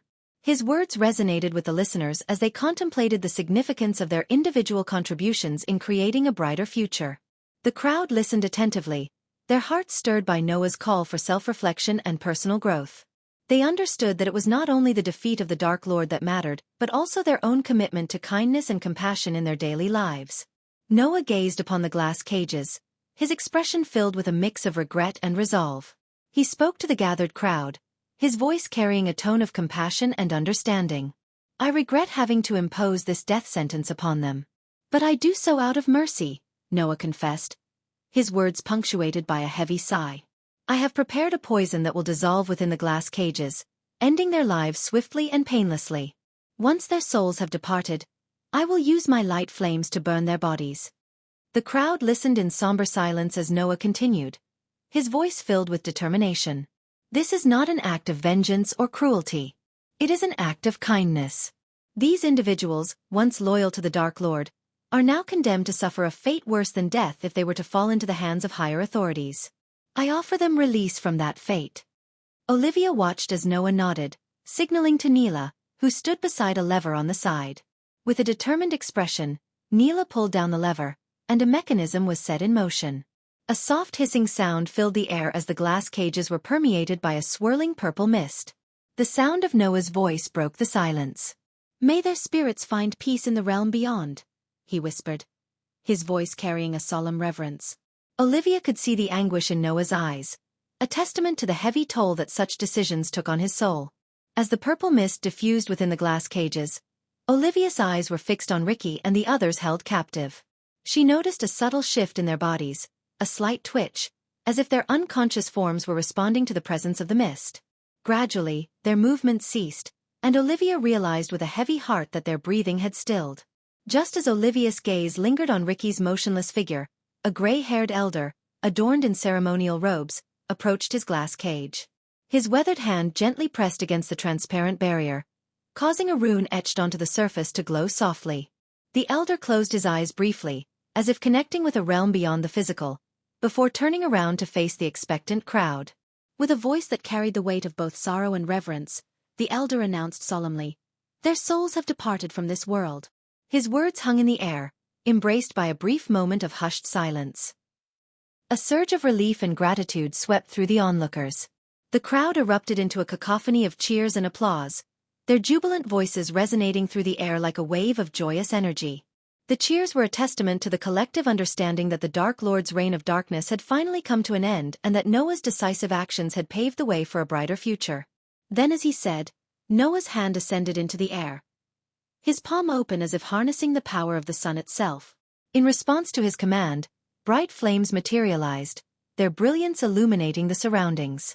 The intense light flickered with vibrant energy, casting dancing shadows across the faces of those gathered. As the flames drew closer to the glass cages, they seemed to defy the laws of physics, seeping effortlessly through the barriers. The flames engulfed the lifeless bodies within, wrapping them in a shroud of radiant heat. In an instant, the bodies began to disintegrate, transforming into fine particles that swirled in the fiery vortex. The brilliance of the flames intensified, emanating an overwhelming light that enveloped the entire hall. It was as if the room had been consumed by a blinding celestial aura, rendering everyone temporarily blind to their surroundings. They shielded their eyes, squinting against the radiance, as the all-encompassing brilliance filled their senses. When the light finally subsided and the onlookers dared to open their eyes, they found themselves gazing upon a scene of ash and remnants. The once prisoned bodies of the Dark Lord's subordinates had been reduced to nothing more than a fine powder scattered across the floor. The air carried a faint trace of their existence, a bittersweet reminder of lives extinguished. Chapter 1039. What really happened? Final amidst the lively festivities, Olivia spotted Lord Information amidst the crowd. She approached the elf with a warm smile, extending her greetings. "Lord Information, it's a pleasant surprise to see you here." "I didn't think you would come," Olivia said, her voice filled with genuine warmth. Lord Information turned to face her, a bright expression on his face. He knew the significance of his role in the recent events, having aided Noah with crucial information that ultimately led to the Dark Lord's defeat. "Why wouldn't I be here? This is a momentous occasion, a celebration of the Dark Lord's downfall," Lord Information replied, a glass of wine in hand. He began strolling through Lady Diana Winston's magnificent garden, inviting Olivia to join him. They walked side by side, engaging in a pleasant conversation. "I am sorry for your loss, Lady Olivia." Lord Information expressed his condolences for Olivia's loss, understanding the pain she must be feeling after losing Ricky, her former lover. Olivia sighed, acknowledging his words with a sense of regret. "I hope he finds peace," Olivia responded, her voice carrying a tinge of melancholy. Lord Information shifted the topic, curious about Olivia's future plans now that the Dark Lord had been vanquished. He acknowledged Olivia's exceptional talent as an alchemist, recognizing that her skills rivaled even those of the Dark Lord himself. "What are your future plans now, Lady Olivia? With the Dark Lord no longer a threat, you stand as one of the most esteemed alchemists in the world. Say what you want about the Dark Lord, but his knowledge in alchemy was unparalleled, except perhaps by one man who is not present," Lord Information remarked, alluding to Noah's own prowess in the field. Olivia pondered the question, her footsteps gently guiding her along the dazzling flower beds that flourished beneath the shimmering night sky. She considered a future filled with tranquility, a life of peaceful solitude. "To be honest, I have no idea. Perhaps I will find a place to settle down and spend the remainder of my days in peace and quiet," Olivia replied, her voice filled with a hint of longing for a life away from the chaos and turmoil of the past. After pondering for a moment, Olivia shared her intentions with Lord Information. "I have plans to assist Noah in rebuilding River Town. The people of River Town deserve to have their homes restored after the devastating final battle between Noah and the Dark Lord," Olivia revealed, her voice filled with determination to aid those in need. However, her hopeful aspirations were soon met with unfortunate news as Lord Information interjected, delivering a somber revelation. "Unfortunately, Lady Olivia, the Sky Hall has made the decision to close off River Town. The aftermath of the battle, including the radiation emitted by the god-killing arrows and the residue left behind, has rendered the area highly hazardous," Lord Information disclosed, shedding light on the grim aftermath of the clash between the two powerful entities. Shaken by this revelation, Olivia's concern for the displaced residents of River Town grew stronger. "But where will the people go? What will happen to them?" Olivia questioned, genuine worry etched on her face. "They will be relocated to Breedia. However, we both know the history between the Dark Lord and King Breedia. Considering the Dark Lord's affection for the people of River Town and their devotion to him, it is unlikely that King Breedia will treat them fairly. They may find themselves living as almost slaves, with homes and no collars around their necks," Lord Information explained, his words painting a grim picture of the fate awaiting the River Town residents.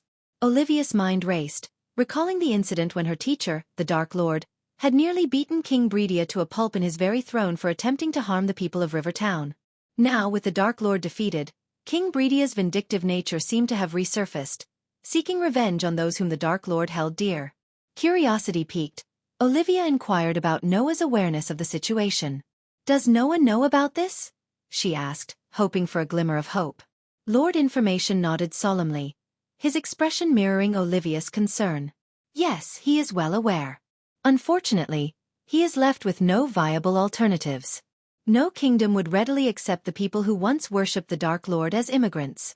Noah may have emerged victorious in defeating the Dark Lord and earned the title of hero, but he lacks the resources and political power to accommodate the displaced residents. It is King Breedia who has agreed to take them into his kingdom," Lord Information explained, the weight of the situation evident in his voice. As they continued their discussion, one of Lord Information's assistants, a golden-haired elf, emerged from the garden to deliver an important message. "My lord, King Breedia has requested your presence in his chambers," the elf reported. Olivia was taken aback by the unexpected turn of events, as it seemed that King Breedia and Lord Information were about to meet. Sensing an opportunity, Lord Information turned to Olivia and proposed an idea. "Speaking of the devil, Lady Olivia, why don't you accompany me to this meeting? Your presence might bring some positive influence to the plight of the River Town people," he suggested, his eyes filled with hope. "I think you should take a look at." After a moment of contemplation, Olivia nodded in agreement. "If it won't pose any inconvenience, I will join you in this meeting," Olivia expressed, her determination shining through. Lord Information's face lit up with a smile, appreciating Olivia's willingness to help. "Fantastic," he replied, handing his empty wine glass to a servant nearby. With their decision made, Olivia and Lord Information soared through the sky, their destination set for the kingdom of Breedia. The castle of King Breedia loomed majestically, a symbol of his wealth and authority. Under the clear night sky, The castle radiated an air of festivity, with decorations and lights illuminating the surroundings in celebration of the Dark Lord's defeat. As Lord Information and Olivia were escorted by the royal guards, they entered a grand and opulent chamber, befitting a king. The room was adorned with intricate tapestries depicting scenes of valor and triumph, while golden chandeliers bathed the space in a warm and inviting glow. The air was filled with the scent of lavender and sandalwood, creating an atmosphere of regality. In the center of the chamber, a large wooden table stood, polished to a lustrous sheen. On the other side of the table, King Bredia sat upon a magnificent chair, his back turned towards the entrance. His gaze was fixed upon the kingdom outside the window, where the festivities honoring the defeat of the Dark Lord were in full swing. "My lord," Lord Information respectfully bowed, awaiting the king's response. Olivia stood beside him, her eyes scanning the chamber as the royal guards exited, closing the door behind them. "Your Majesty, I brought Lady Olivia to this meeting about the Rivertown people. I hope you don't mind." Lord Information's words hung in the air, unanswered by King Bredia. As the seconds ticked by, an eerie silence hung in the air. Lord Information's anticipation turned to confusion, for there was no acknowledgement from King Bredia. Suddenly, a searing pain coursed through his side, causing him to gasp in shock. He looked down, disbelief etched across his face, as he saw Olivia driving a dagger into his gut. The betrayal cut deep, both literally and figuratively, as Lord Information grappled with the overwhelming realization that he had been deceived. A mixture of shock and terror consumed Lord Information as his mind raced to comprehend Olivia's treachery.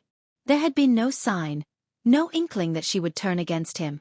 His thoughts swirled in a whirlwind of questions, desperately searching for a reason for her betrayal. Yet, no answer emerged from the depths of his bewildered mind. In a stunning turn of events, the king's chair slowly rotated, revealing a figure that sent shivers down Lord Information's spine. It was not King Bredia who sat upon the regal seat but the Dark Lord himself. The chamber seemed to darken, the air heavy with an ominous presence as the true mastermind behind the deceitful facade was unveiled. A sinister smile crept across the Dark Lord's face as he reclined in the chair, exuding an air of nonchalance. With a subtle flick of his wrist, he effortlessly summoned an empty chair behind Lord Information. Overwhelmed by blood loss and racked with pain, Lord Information crumpled into the chair, his gaze locked with the Dark Lord's piercing eyes. "The greatest betrayal comes not from enemies but from those we once called friends. Did you think only you can play that game?" asked the Dark Lord with a sly smile. Unbeknownst to Lord Information, he believed he had remained hidden in the shadows, playing a crucial role in providing the map that led to the Dark Lord's defeat. It was an illusion he held onto, thinking that Noah had vanquished the Dark Lord using the god-killing arrows. Yet there he was, face to face with the Dark Lord himself, his wicked smile illuminating the truth. With a swift and calculated gesture, the Dark Lord flicked his wrist, conjuring 7 exquisite silver arrows adorned with intricate runes. These were no ordinary arrows. They were the very same god-killing arrows that Lord Information had aided Noah in finding. As the shock of the Dark Lord's presence settled in, Lord Information sensed a flicker of the Dark Lord's immense power. It shattered the illusion that he was merely at the half-celestial stage, the stage he had displayed during his battle with Noah. Instead, Lord Information now beheld the unmistakable aura of the celestial stage radiating from the Dark Lord. The realization struck him like a bolt of lightning, dispelling any lingering doubts about the true extent of the Dark Lord's strength. Struggling against the pain coursing through his body, Lord Information managed to turn his head toward Olivia, who stood motionless nearby. The world believed that Olivia had abandoned her allegiance to the Dark Lord when his true identity was exposed. However, Lord Information's mind pieced together the puzzle, connecting her betrayal to the return of the Dark Lord. It became painfully clear that every action, every deception, was orchestrated as part of the Dark Lord's elaborate plan. All this time, Lord Information's voice faltered, weighed down by the enormity of the truth. The Dark Lord leaned forward, his eyes glinting with a mischievous glimmer. He began to narrate a story to Lord Information, his voice laced with an eerie charm. Once upon a time, there was a mighty lion who ruled over the animal kingdom. The lion possessed immense strength and power, causing fear to ripple through the hearts of the creatures in his domain. Yet, a cunning pack of foxes believed themselves to be far cleverer than the lion. They plotted and schemed, thinking they could outwit the powerful king of the jungle. "But you see," the Dark Lord continued, his voice dripping with intrigue, The foxes were blinded by their own perception of strength. They failed to recognize the lion's intelligence, for they only saw his might. They assumed that the lion's seeming laziness was a sign of weakness, a vulnerability they could exploit. The truth, however, was far from their limited understanding. The lion was not lazy. He simply did not view the foxes as his true adversaries. He saw no need to waste his energy on mere distractions. The foxes, in their arrogance, mistook his disregard as a lack of intelligence, a sign of their imminent victory. But you, dear Lord Information, the Dark Lord's voice grew softer, a sinister undertone beneath his words, are akin to those misguided foxes. You failed to see the depths of my cunning, to comprehend the extent of my plans. You believed yourself to be the orchestrator of events, but in truth, you were merely a pawn in my grand design. Lord Information listened in stunned silence, his mind racing with a mixture of fear and realization. The Dark Lord's narrative had painted a vivid picture of his own ignorance and underestimation. Chapter 1040.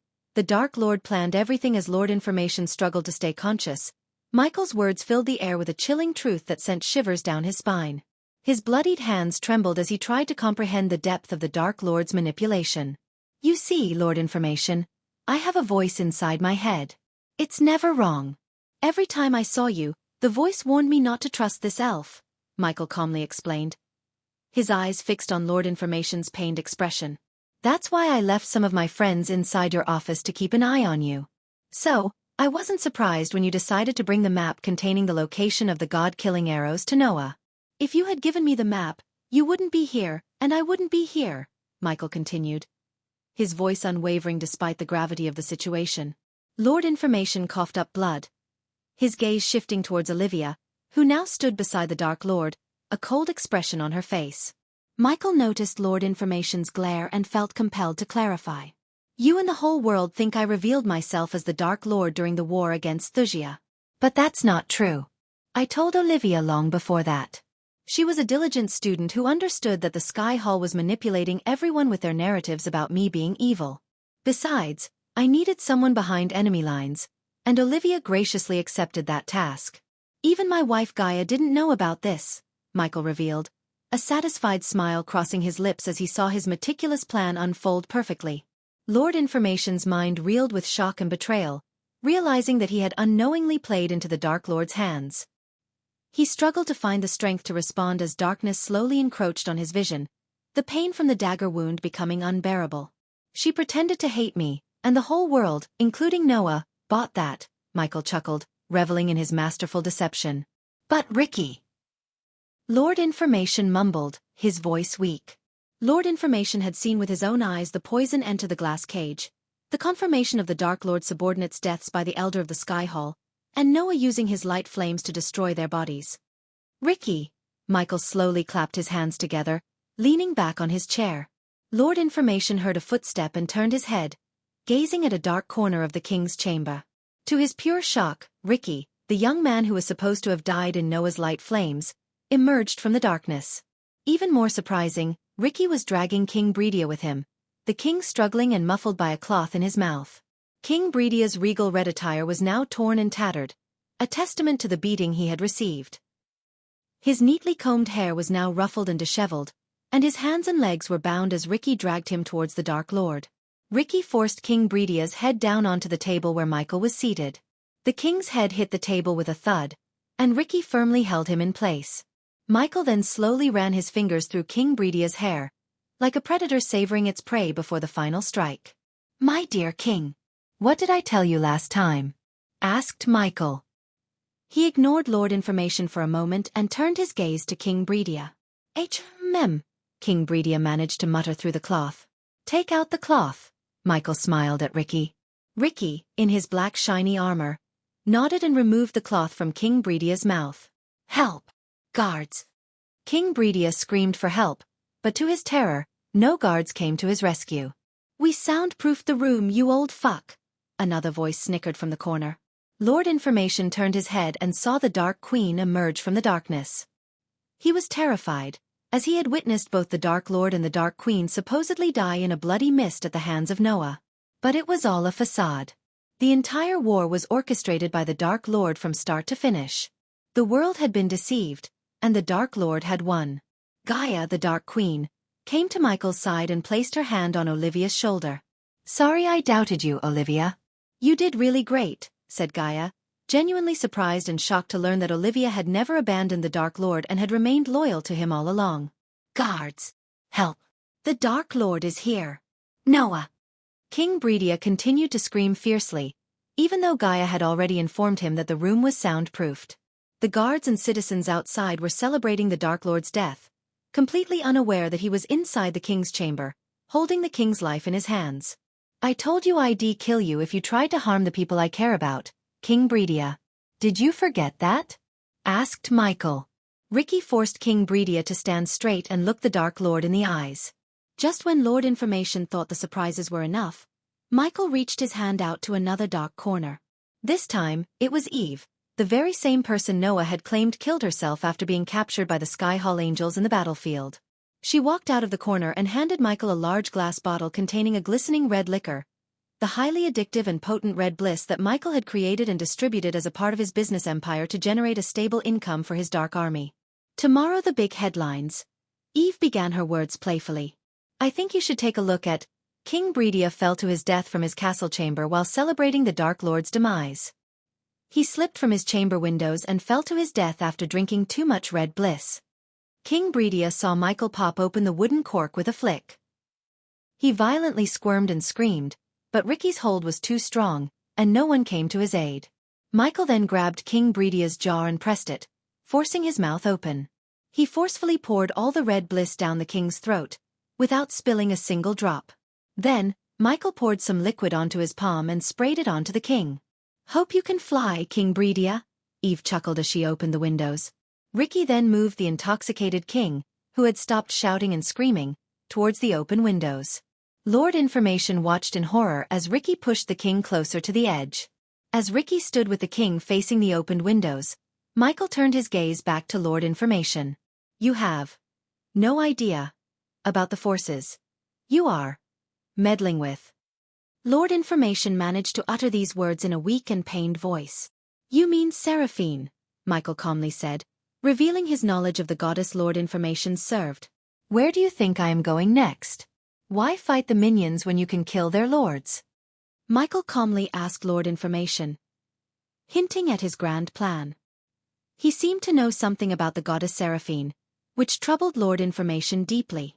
"As far as the world is concerned, you disappeared from the face of this world." "Poof," Michael gestured, explaining how he intended to make it seem like Lord Information had vanished without a trace. "We can harvest his organs and use them in Project Phoenix." A playful young child's voice came from behind.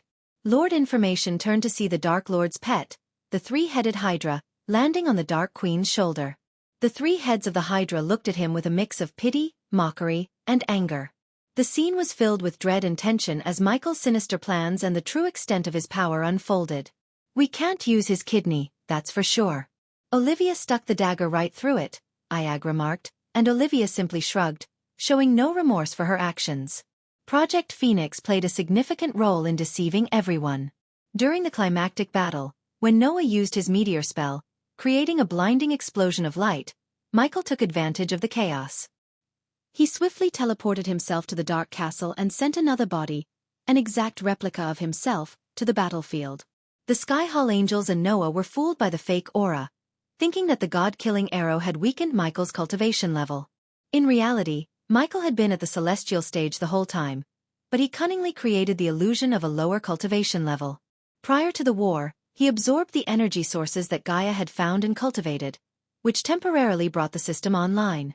Using the system's capabilities, Michael teleported himself to a separate pocket dimension, triggered his heavenly tribulation, and successfully advanced to the celestial stage. Once he reached the celestial stage, the system remained permanently online, giving him a strategic advantage during the battle. Michael had come fully prepared, and his meticulous planning allowed him to deceive everyone around him, ultimately achieving his grand design. "I hope the host's plan to let Noah live is a good plan. You had the probability of 100% chance to win against Noah, but you chose not to." The system sounded in Michael's mind. The system's voice echoed in Michael's mind, reminding him that he could have easily defeated Noah with a 100% chance of success. However, Michael had deliberately held back during the battle, using only 10% of his true power. He had allowed Noah to believe he had won the war, leading everyone to think that the Dark Lord was no more. This deception served as a crucial advantage for Michael's grand scheme. With Noah believed to be defeated, Michael could now slip into the realm of gods unnoticed and form an alliance with Dagon to bring destruction upon the pantheon and the realm of gods. As Lord Information learned about the Dark Lord's intricate plan, Ricky held King Breedia firmly by his collar at the edge of the window. "Let him fly," Michael snickered, and Ricky released his grip. High on the potent red bliss, King Breedia didn't even realize he was falling until he hit the ground face first, turning into a gruesome spectacle of blood and gore. After King Breedia's demise, Michael's gaze fixed on Lord Information, expressing gratitude for the god-killing arrows he had provided. His sinister smile sent shivers down Lord Information's spine. As Ricky approached, Lord Information's heart pounded with fear, realizing the horrifying truth. The Dark Lord's plan was far from over. "Thank you for the god-killing arrows, Lord Information. It was a pleasure doing business with you," Michael said with a chilling tone, acknowledging the collaboration between them. Ricky held a thick needle in his hand, and before Lord Information could react, it pierced his skin. The world around him blurred as the venomous liquid from the needle entered his bloodstream. The Dark Lord's wicked grin was the last sight that Lord Information beheld before darkness consumed him completely. Chapter 1041. Next Stop, The Realm of Gods. Chapter 1041. Next Stop, The Realm of Gods. 2 days after King Breedia's death, the soldiers and the king's family concluded that it was a tragic accident. The citizens believed that the king had celebrated too much after the Dark Lord's supposed demise and tragically fell from his chamber. Given the history of animosity between King Breedia and the Dark Lord, many found it plausible that the king had indulged excessively in alcohol. Meanwhile, Michael gathered all his loyal subordinates at a magnificent manor owned by Nithroel, the Empress of Arar. The manor was situated in a secluded canyon overlooking a serene lake, surrounded by lush greenery and majestic mountains. The lavish manor exuded an aura of grandeur, with its elegant architecture and marble halls adorned with exquisite artworks. Portraits of Nithroel, with her golden hair and elven grace, adorned the walls, showcasing her regal beauty. Using specially crafted teleportation scrolls designed by Eladir, Michael's subordinates and closest allies arrived at the main hall one by one. The hall resonated with a sense of anticipation as they gathered to hear the Dark Lord's plans and further their allegiance to him. Among the gathering of subordinates, Lenora, the elder vampire who had her head severed by the Blood Prince, stood tall, her body restored through Project Phoenix as Michael had promised to Trista, who was also present in the hall. "Where is the Dark Lord?" Saber inquired, standing next to Adelia. Adelia was anxiously awaiting to see her daughter Gaia. It had felt like an eternity since she had last laid eyes on her daughter. "How did you manage to escape?" Saber asked Adelia, curiosity evident in his voice. The last time Saber had seen Adelia, she was trapped inside a glass cage, breathing in deadly poison fumes, and succumbing to death, her body subsequently incinerated by Noah's light flames. "I have no idea. The Dark Lord said he had a plan to save us all. And true to his word, he saved us. But I don't know how," Adelia explained. Despite being the Dark Lord's mother-in-law, she hadn't been privy to the secret plan he used to rescue her. As they anxiously awaited the Dark Lord's arrival, the lights and chandeliers that illuminated the hall suddenly flickered and went out, shrouding the room in darkness. After a few seconds, the lights returned, and before them stood the Dark Lord, the Dark Queen, and their three-headed Hydra Vidora, perched atop the Dark Queen's shoulder. As the Dark Lord arrived before them, the sheer power emanating from him caused the lights to flicker and go out. It was evident that he was reaching a level where his energy, godly in nature, began to interact with mortal energies, resulting in such anomalies. Michael knew that to harness this energy radiation and unlock more of his true power, he had to journey to the realm of the gods. Upon his arrival, the subordinates erupted in cheers and applause. Overwhelmed by the realization of the Dark Lord's astounding feat, they were fully aware of the difficulty involved in making the world believe he was dead. Although they didn't quite grasp the extent of his intricate manipulations, they were certain that the Dark Lord had successfully fooled everyone. "Did I disappoint you?" Michael asked, fully aware of the answer. Soon, another figure appeared behind the Dark Lord. It was Azazel, who walked forward and handed him a roll of parchment. "Michael, no, my lord," came the resounding response from everyone. Soon, another figure appeared behind the Dark Lord. It was Azazel, who walked forward and handed him a roll of parchment. Michael unrolled it to find a list of vampires, undead, and soldiers of the Dark Army who had lost their lives.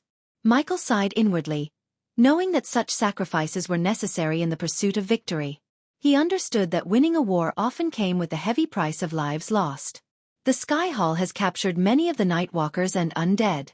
We are trying to figure out where they are being held, Azazel informed Michael. What about the rest? Asked Michael. We sent them to the Gravezinger's pocket dimension. They are safe and sound, Azazel confirmed. My lord! Suddenly Saber raised his hand, drawing Michael's attention. What is it, Saber? Asked Michael.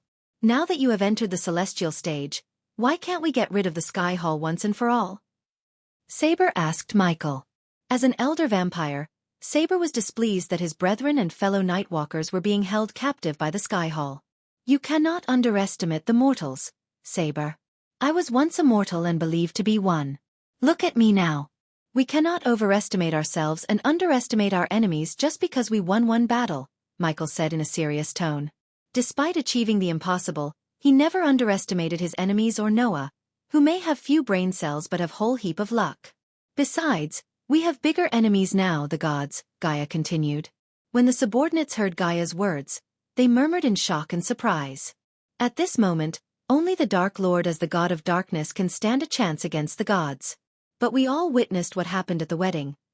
Even he wasn't strong enough to fight someone possessed by just a sliver of a god's power. So just imagine how powerful higher-level gods will be, said Gaia. Gaia allowed her words to sink in for a moment, and a heavy silence filled the hall before she spoke again. That's why we must become gods ourselves. Gaia's words sent a chill down their spines, but excitement also stirred within the subordinates.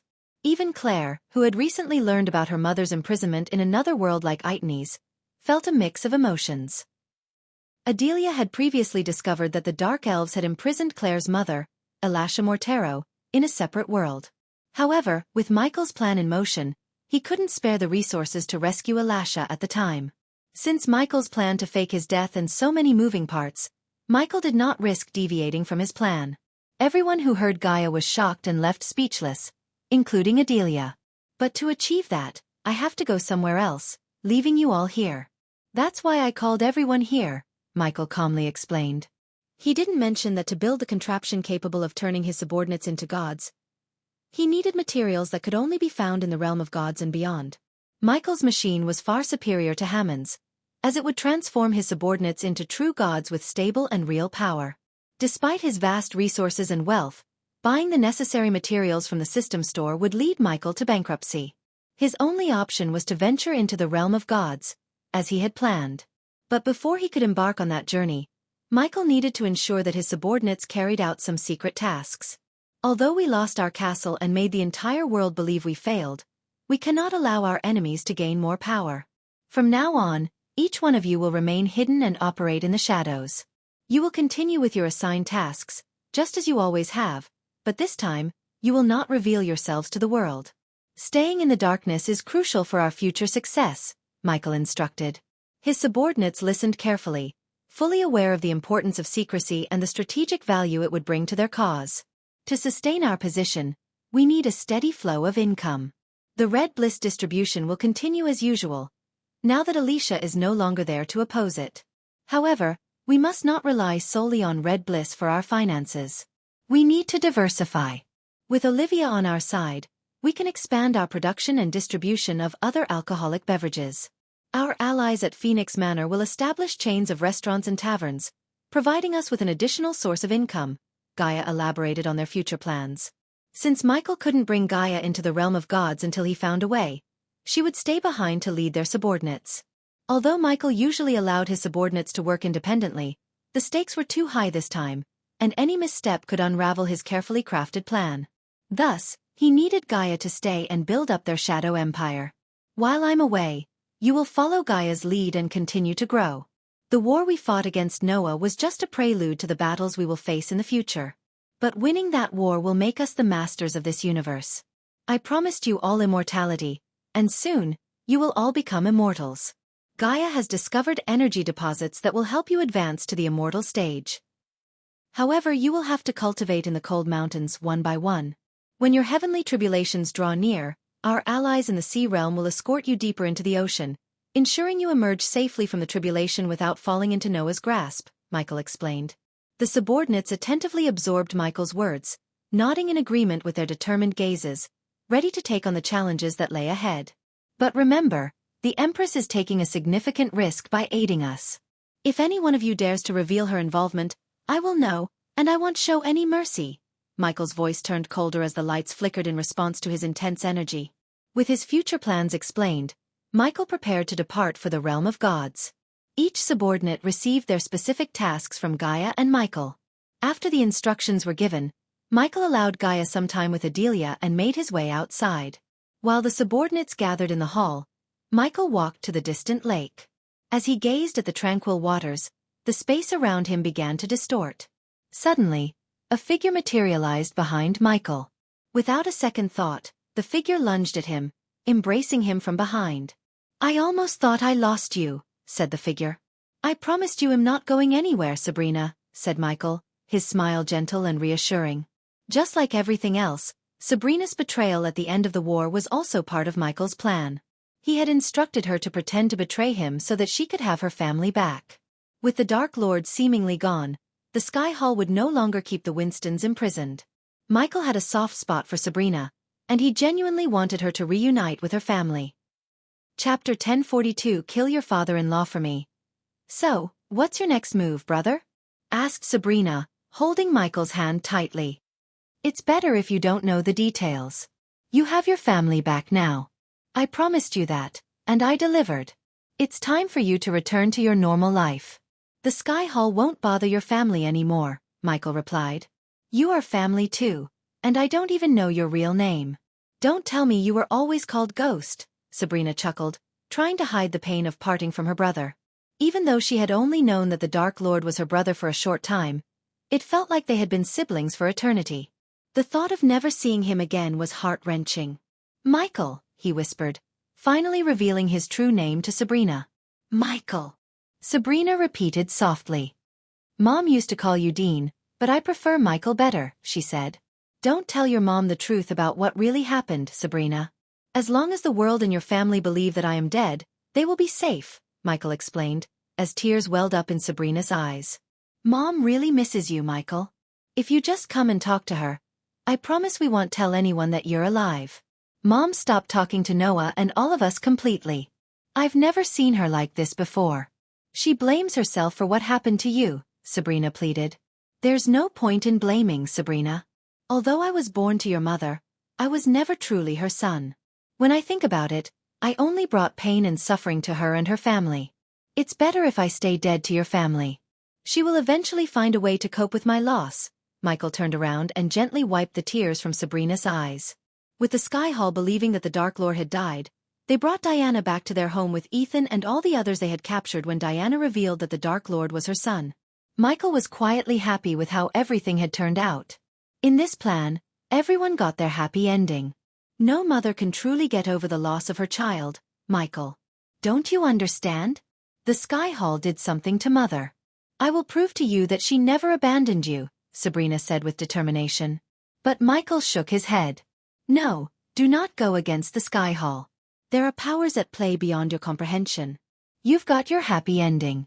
Just live the rest of your life happily and stay out of trouble. I will watch over you as always from the shadows.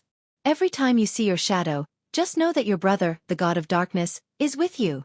Michael smiled and gently kissed Sabrina on her forehead. "What about your happiness, Michael? You're still fighting for your life. Take me with you. I promise I'll get stronger and fight by your side." Sabrina grabbed Michael's hand and squeezed it tight, showing no intention of letting him go. "I don't want you to fight, Sabrina. You deserve a life that I never had. What kind of big brother would I be if I put you in harm's way?" Michael's voice showed the deep love he had for his little sister. Back on Earth, Michael grew up as an orphan, dreaming of having a family.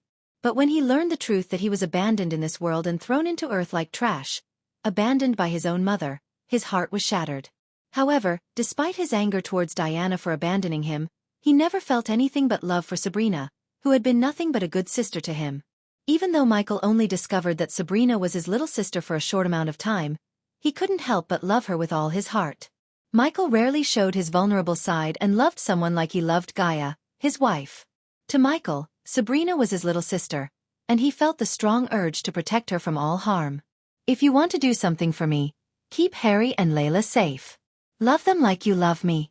Harry will be branded as the Dark Lord's son for all his life. Keep him safe from being manipulated and turned into a weapon like your brother Noah. Don't shield him from the reality of this world, but don't let the world hurt him either, said Michael. I will, I promise. I will look after him and love him with all my heart, Sabrina said. Good girl. Michael playfully ruffled her hair. What about Rowena? Have you heard anything about her? Asked Sabrina. She had never seen her elder sister since the Nagaland War.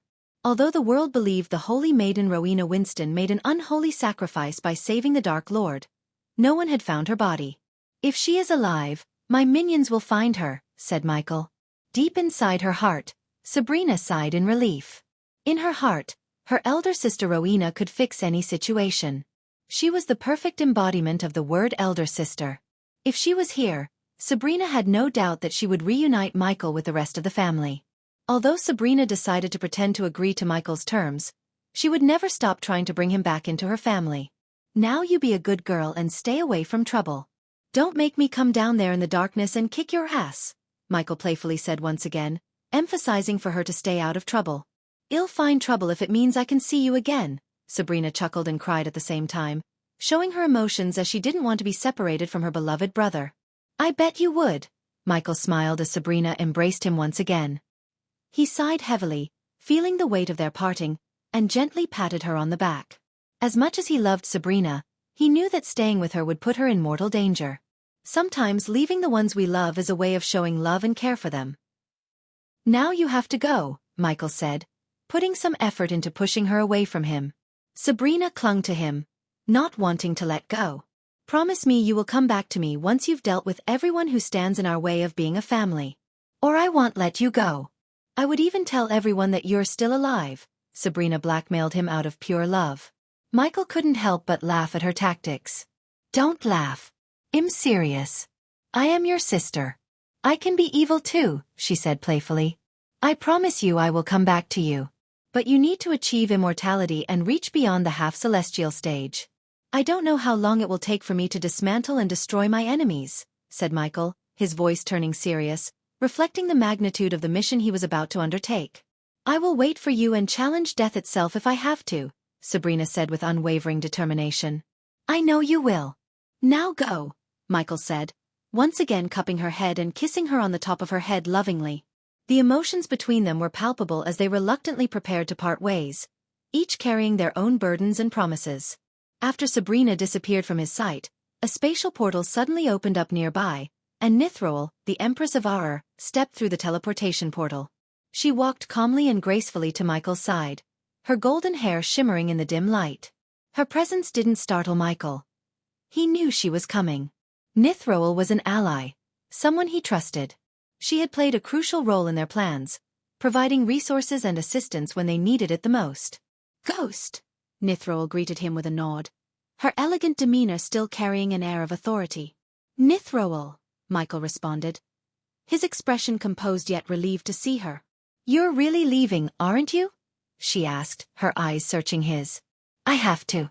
There's something I must do, something that only I can accomplish, Michael replied, his tone serious. Good.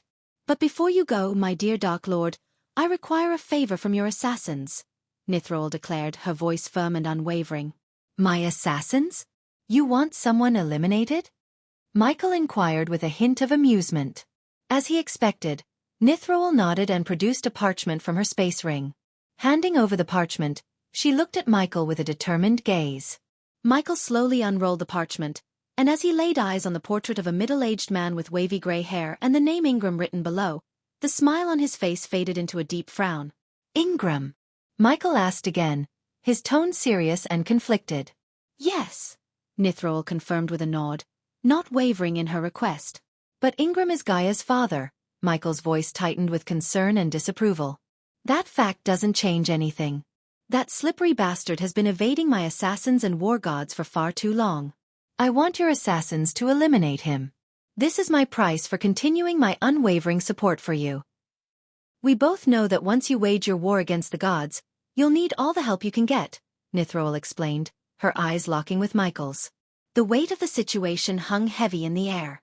Michael knew that Ingram had caused his fair share of trouble, but he also understood the complexity of the situation. Gaia's father, a man who had caused them pain, was also someone important to his wife. Emotions swirled within Michael as he deliberated Nithroel's request. He understood the stakes and the need to maintain Nithroel's support, but he couldn't ignore the personal conflict he felt. Think carefully, Dark Lord. This is a decision you must make with a clear mind, Nithroel urged, recognizing the turmoil in his expression.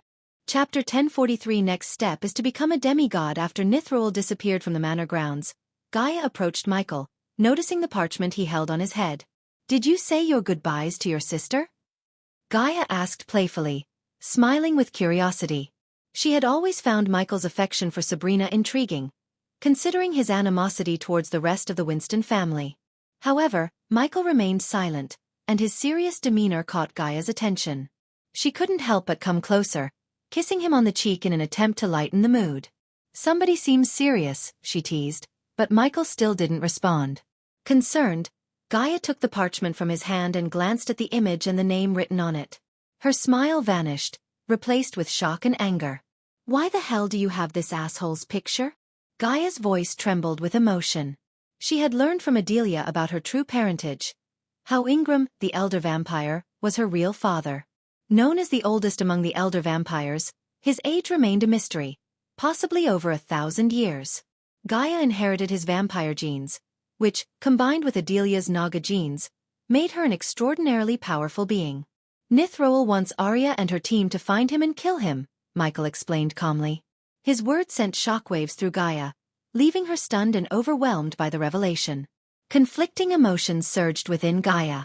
She knew Ingram had caused her mother Adelia immense pain, but she couldn't help feeling a strange connection to him as her biological father. The realization that someone wanted him dead stirred a turmoil of thoughts and feelings in her heart. Gaia took a deep breath, trying to steady her emotions. Her gaze met Michael's, and she saw the understanding and compassion in his eyes. He knew how complicated this situation was for her. Gaia was struggling with a mix of emotions. The revelation of Ingram being her father had complicated her feelings towards him. On one hand, she despised him for abandoning her mother, Adelia. Having never known him and only recently discovering their biological connection, there was no love in her heart for Ingram. Yet, he was still her father, and the idea of killing him felt wrong. What did you say? Gaia asked, seeking clarity from Michael. She was unsure of what answer she expected from her husband, but she needed to understand his decision. I said it'll be done, Michael replied calmly. As the Dark Lord, he was accustomed to making tough decisions daily, and this was no exception. What?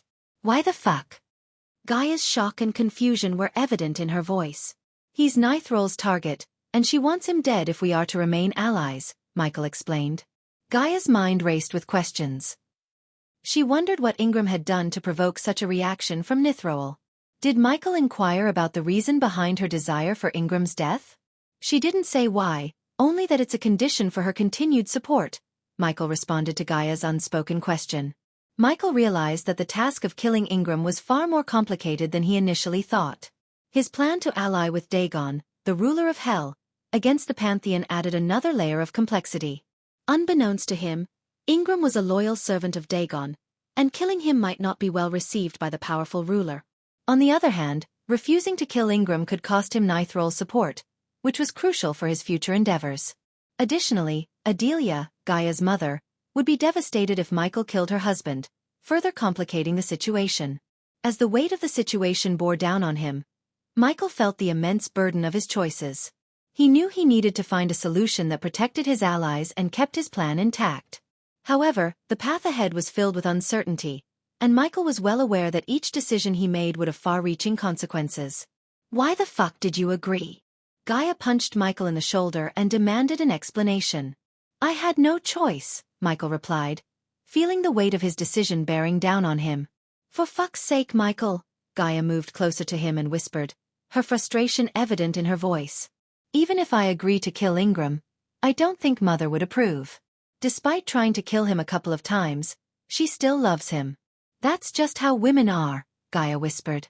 Her words brought a chuckle to Michael's face, providing a brief moment of relief amidst the seriousness of their conversation. That's how women are. So when do you plan to try to kill me? Michael joked. Don't joke around, idiot. I'm serious. Gaia rolled her eyes, her emotions still running high. Besides, you kinda sealed your fate when you chose to marry me. Realizing the gravity of their situation, Gaia proposed a solution. Then we must fake his death. Let Nithroel believe we killed him, but only tell Mother we didn't. That way we can satisfy both ends. While it seemed like a great idea, Michael knew it wouldn't be easy to deceive Nithroel, a fallen god and the goddess of hunting. Faking Ingram's death might not be enough to fool her. I don't think we can fool Nithroel. We have to kill him and make it look like an accident, Michael said, his voice serious and resolute. The prospect of killing her own father weighed heavily on Gaia's heart, but she understood the necessity of the situation. As the Dark Lord and his wife, they were faced with difficult decisions that required sacrifice and strategic thinking. I have a feeling Nithroel might not be what she seems, Michael. We need to be careful around her. If we could find Ingram, we might be able to figure out why Nithroel wants him dead. Gaia expressed her concern. Whatever her reason might be, we cannot afford to lose Nithroel as our ally, Michael asserted. Despite Gaia's desire to find a better solution, she knew that Nithroel's aid was crucial for their future plans. While they were contemplating Nithroel's request, Michael called Azazel to him. Azazel, bring Saber and Arya to me, he commanded. Soon, Saber and Arya appeared before the Dark Lord and the Dark Queen, bowing respectfully. Azazel stood behind Michael, ready to assist as needed. Saber, Arya, I want the two of you to work together and find this man. Michael handed the parchment to Saber.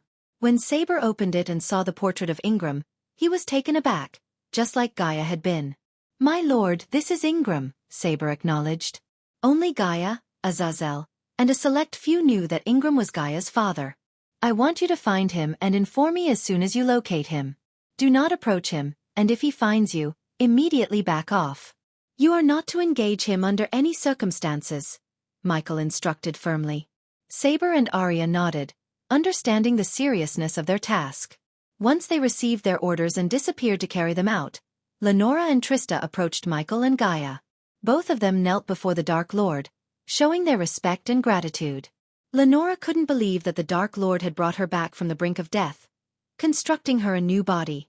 Being an elder vampire, she knew the odds were against her, but Michael's power and determination had defied those odds. Trista, too, was filled with gratitude towards Michael, knowing that he had fulfilled his promise to her by rebuilding Lenora's body. I have eternal gratitude for you, my lord. Lenora expressed her heartfelt thanks.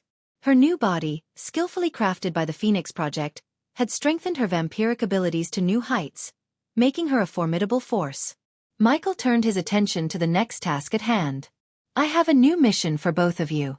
Since the Sky Hall execution team has eliminated our allies, we have lost control of the southern continent, including Tiberia's Freedomland. It's time we reclaim our authority over the region. Your job is to work with Sadie, recruit new members, and discreetly re-establish our control. If necessary, you may employ the Death Squad to eliminate the Sky Hall execution team, but ensure their deaths appear to be accidents. We don't want the Sky Hall suspecting our involvement behind the scenes, Michael instructed, entrusting Trista and Lenora with the responsibility of regaining control over the southern continent. Consider it done, my lord. When you next venture into the southern continent, our subordinates will be the ones ruling and governing the land, Lenora vowed, determination evident in her words. So, what's the plan now? Gaia asked, looking at Michael after everyone had left. I have one more thing I must do before heading to the realm of gods, Michael replied, cracking his knuckles. Inside his mind, memories of his intense battle with Evan resurfaced. It's time for me to become a demigod and deal with Evan once and for all. Khaleesi has shown her power, but now she'll experience what it means to be on the world's #1 hitman's list, Michael declared with a mix of snickering and confidence, knowing that he was renowned as the most skilled and deadly assassin. Let me kill that bitch, Gaia growled with anger, her eyes blazing. When you find her, you're free to take her out. But finding her won't be easy, Michael replied, acknowledging the challenge of tracking down Khaleesi, who had managed to evade them until now. After gathering the dark seeds, Michael had everything he needed to step into the second level of godhood, the demigod level. He had already chosen a secluded and powerful location where he would trigger the heavenly tribulation to ascend to the next stage of his divine power. Once he became a demigod, Michael knew he would possess enough power to confront Evan without any fear. Even though Evan had been turned into a god by Sael's contraption, he would no longer be a threat to Michael, the god of darkness. Michael's newfound power would ensure that Evan's abilities were nothing compared to his own. However, Michael was not interested in a direct confrontation with Evan. Instead, he wanted to take him out in an old-school-style assassination, leaving no trace of his involvement. Michael was a master of stealth and deception, and he relished the idea of taking down Evan from the shadows. Unaware that the Dark Lord had survived and orchestrated his own death as a ruse, Evan spent his days in bliss with his fiancée, Victoria, completely oblivious to the impending danger that loomed over him. Little did he suspect that Michael had singled him out as the next target before embarking on his journey into the realm of gods. This is the end of the battle between the gods arc. From the next chapter, the realm of gods arc will begin. You're tuning in to the Wisdom Diary YouTube channel. Don't forget to subscribe and join us on this journey to catch the most captivating stories.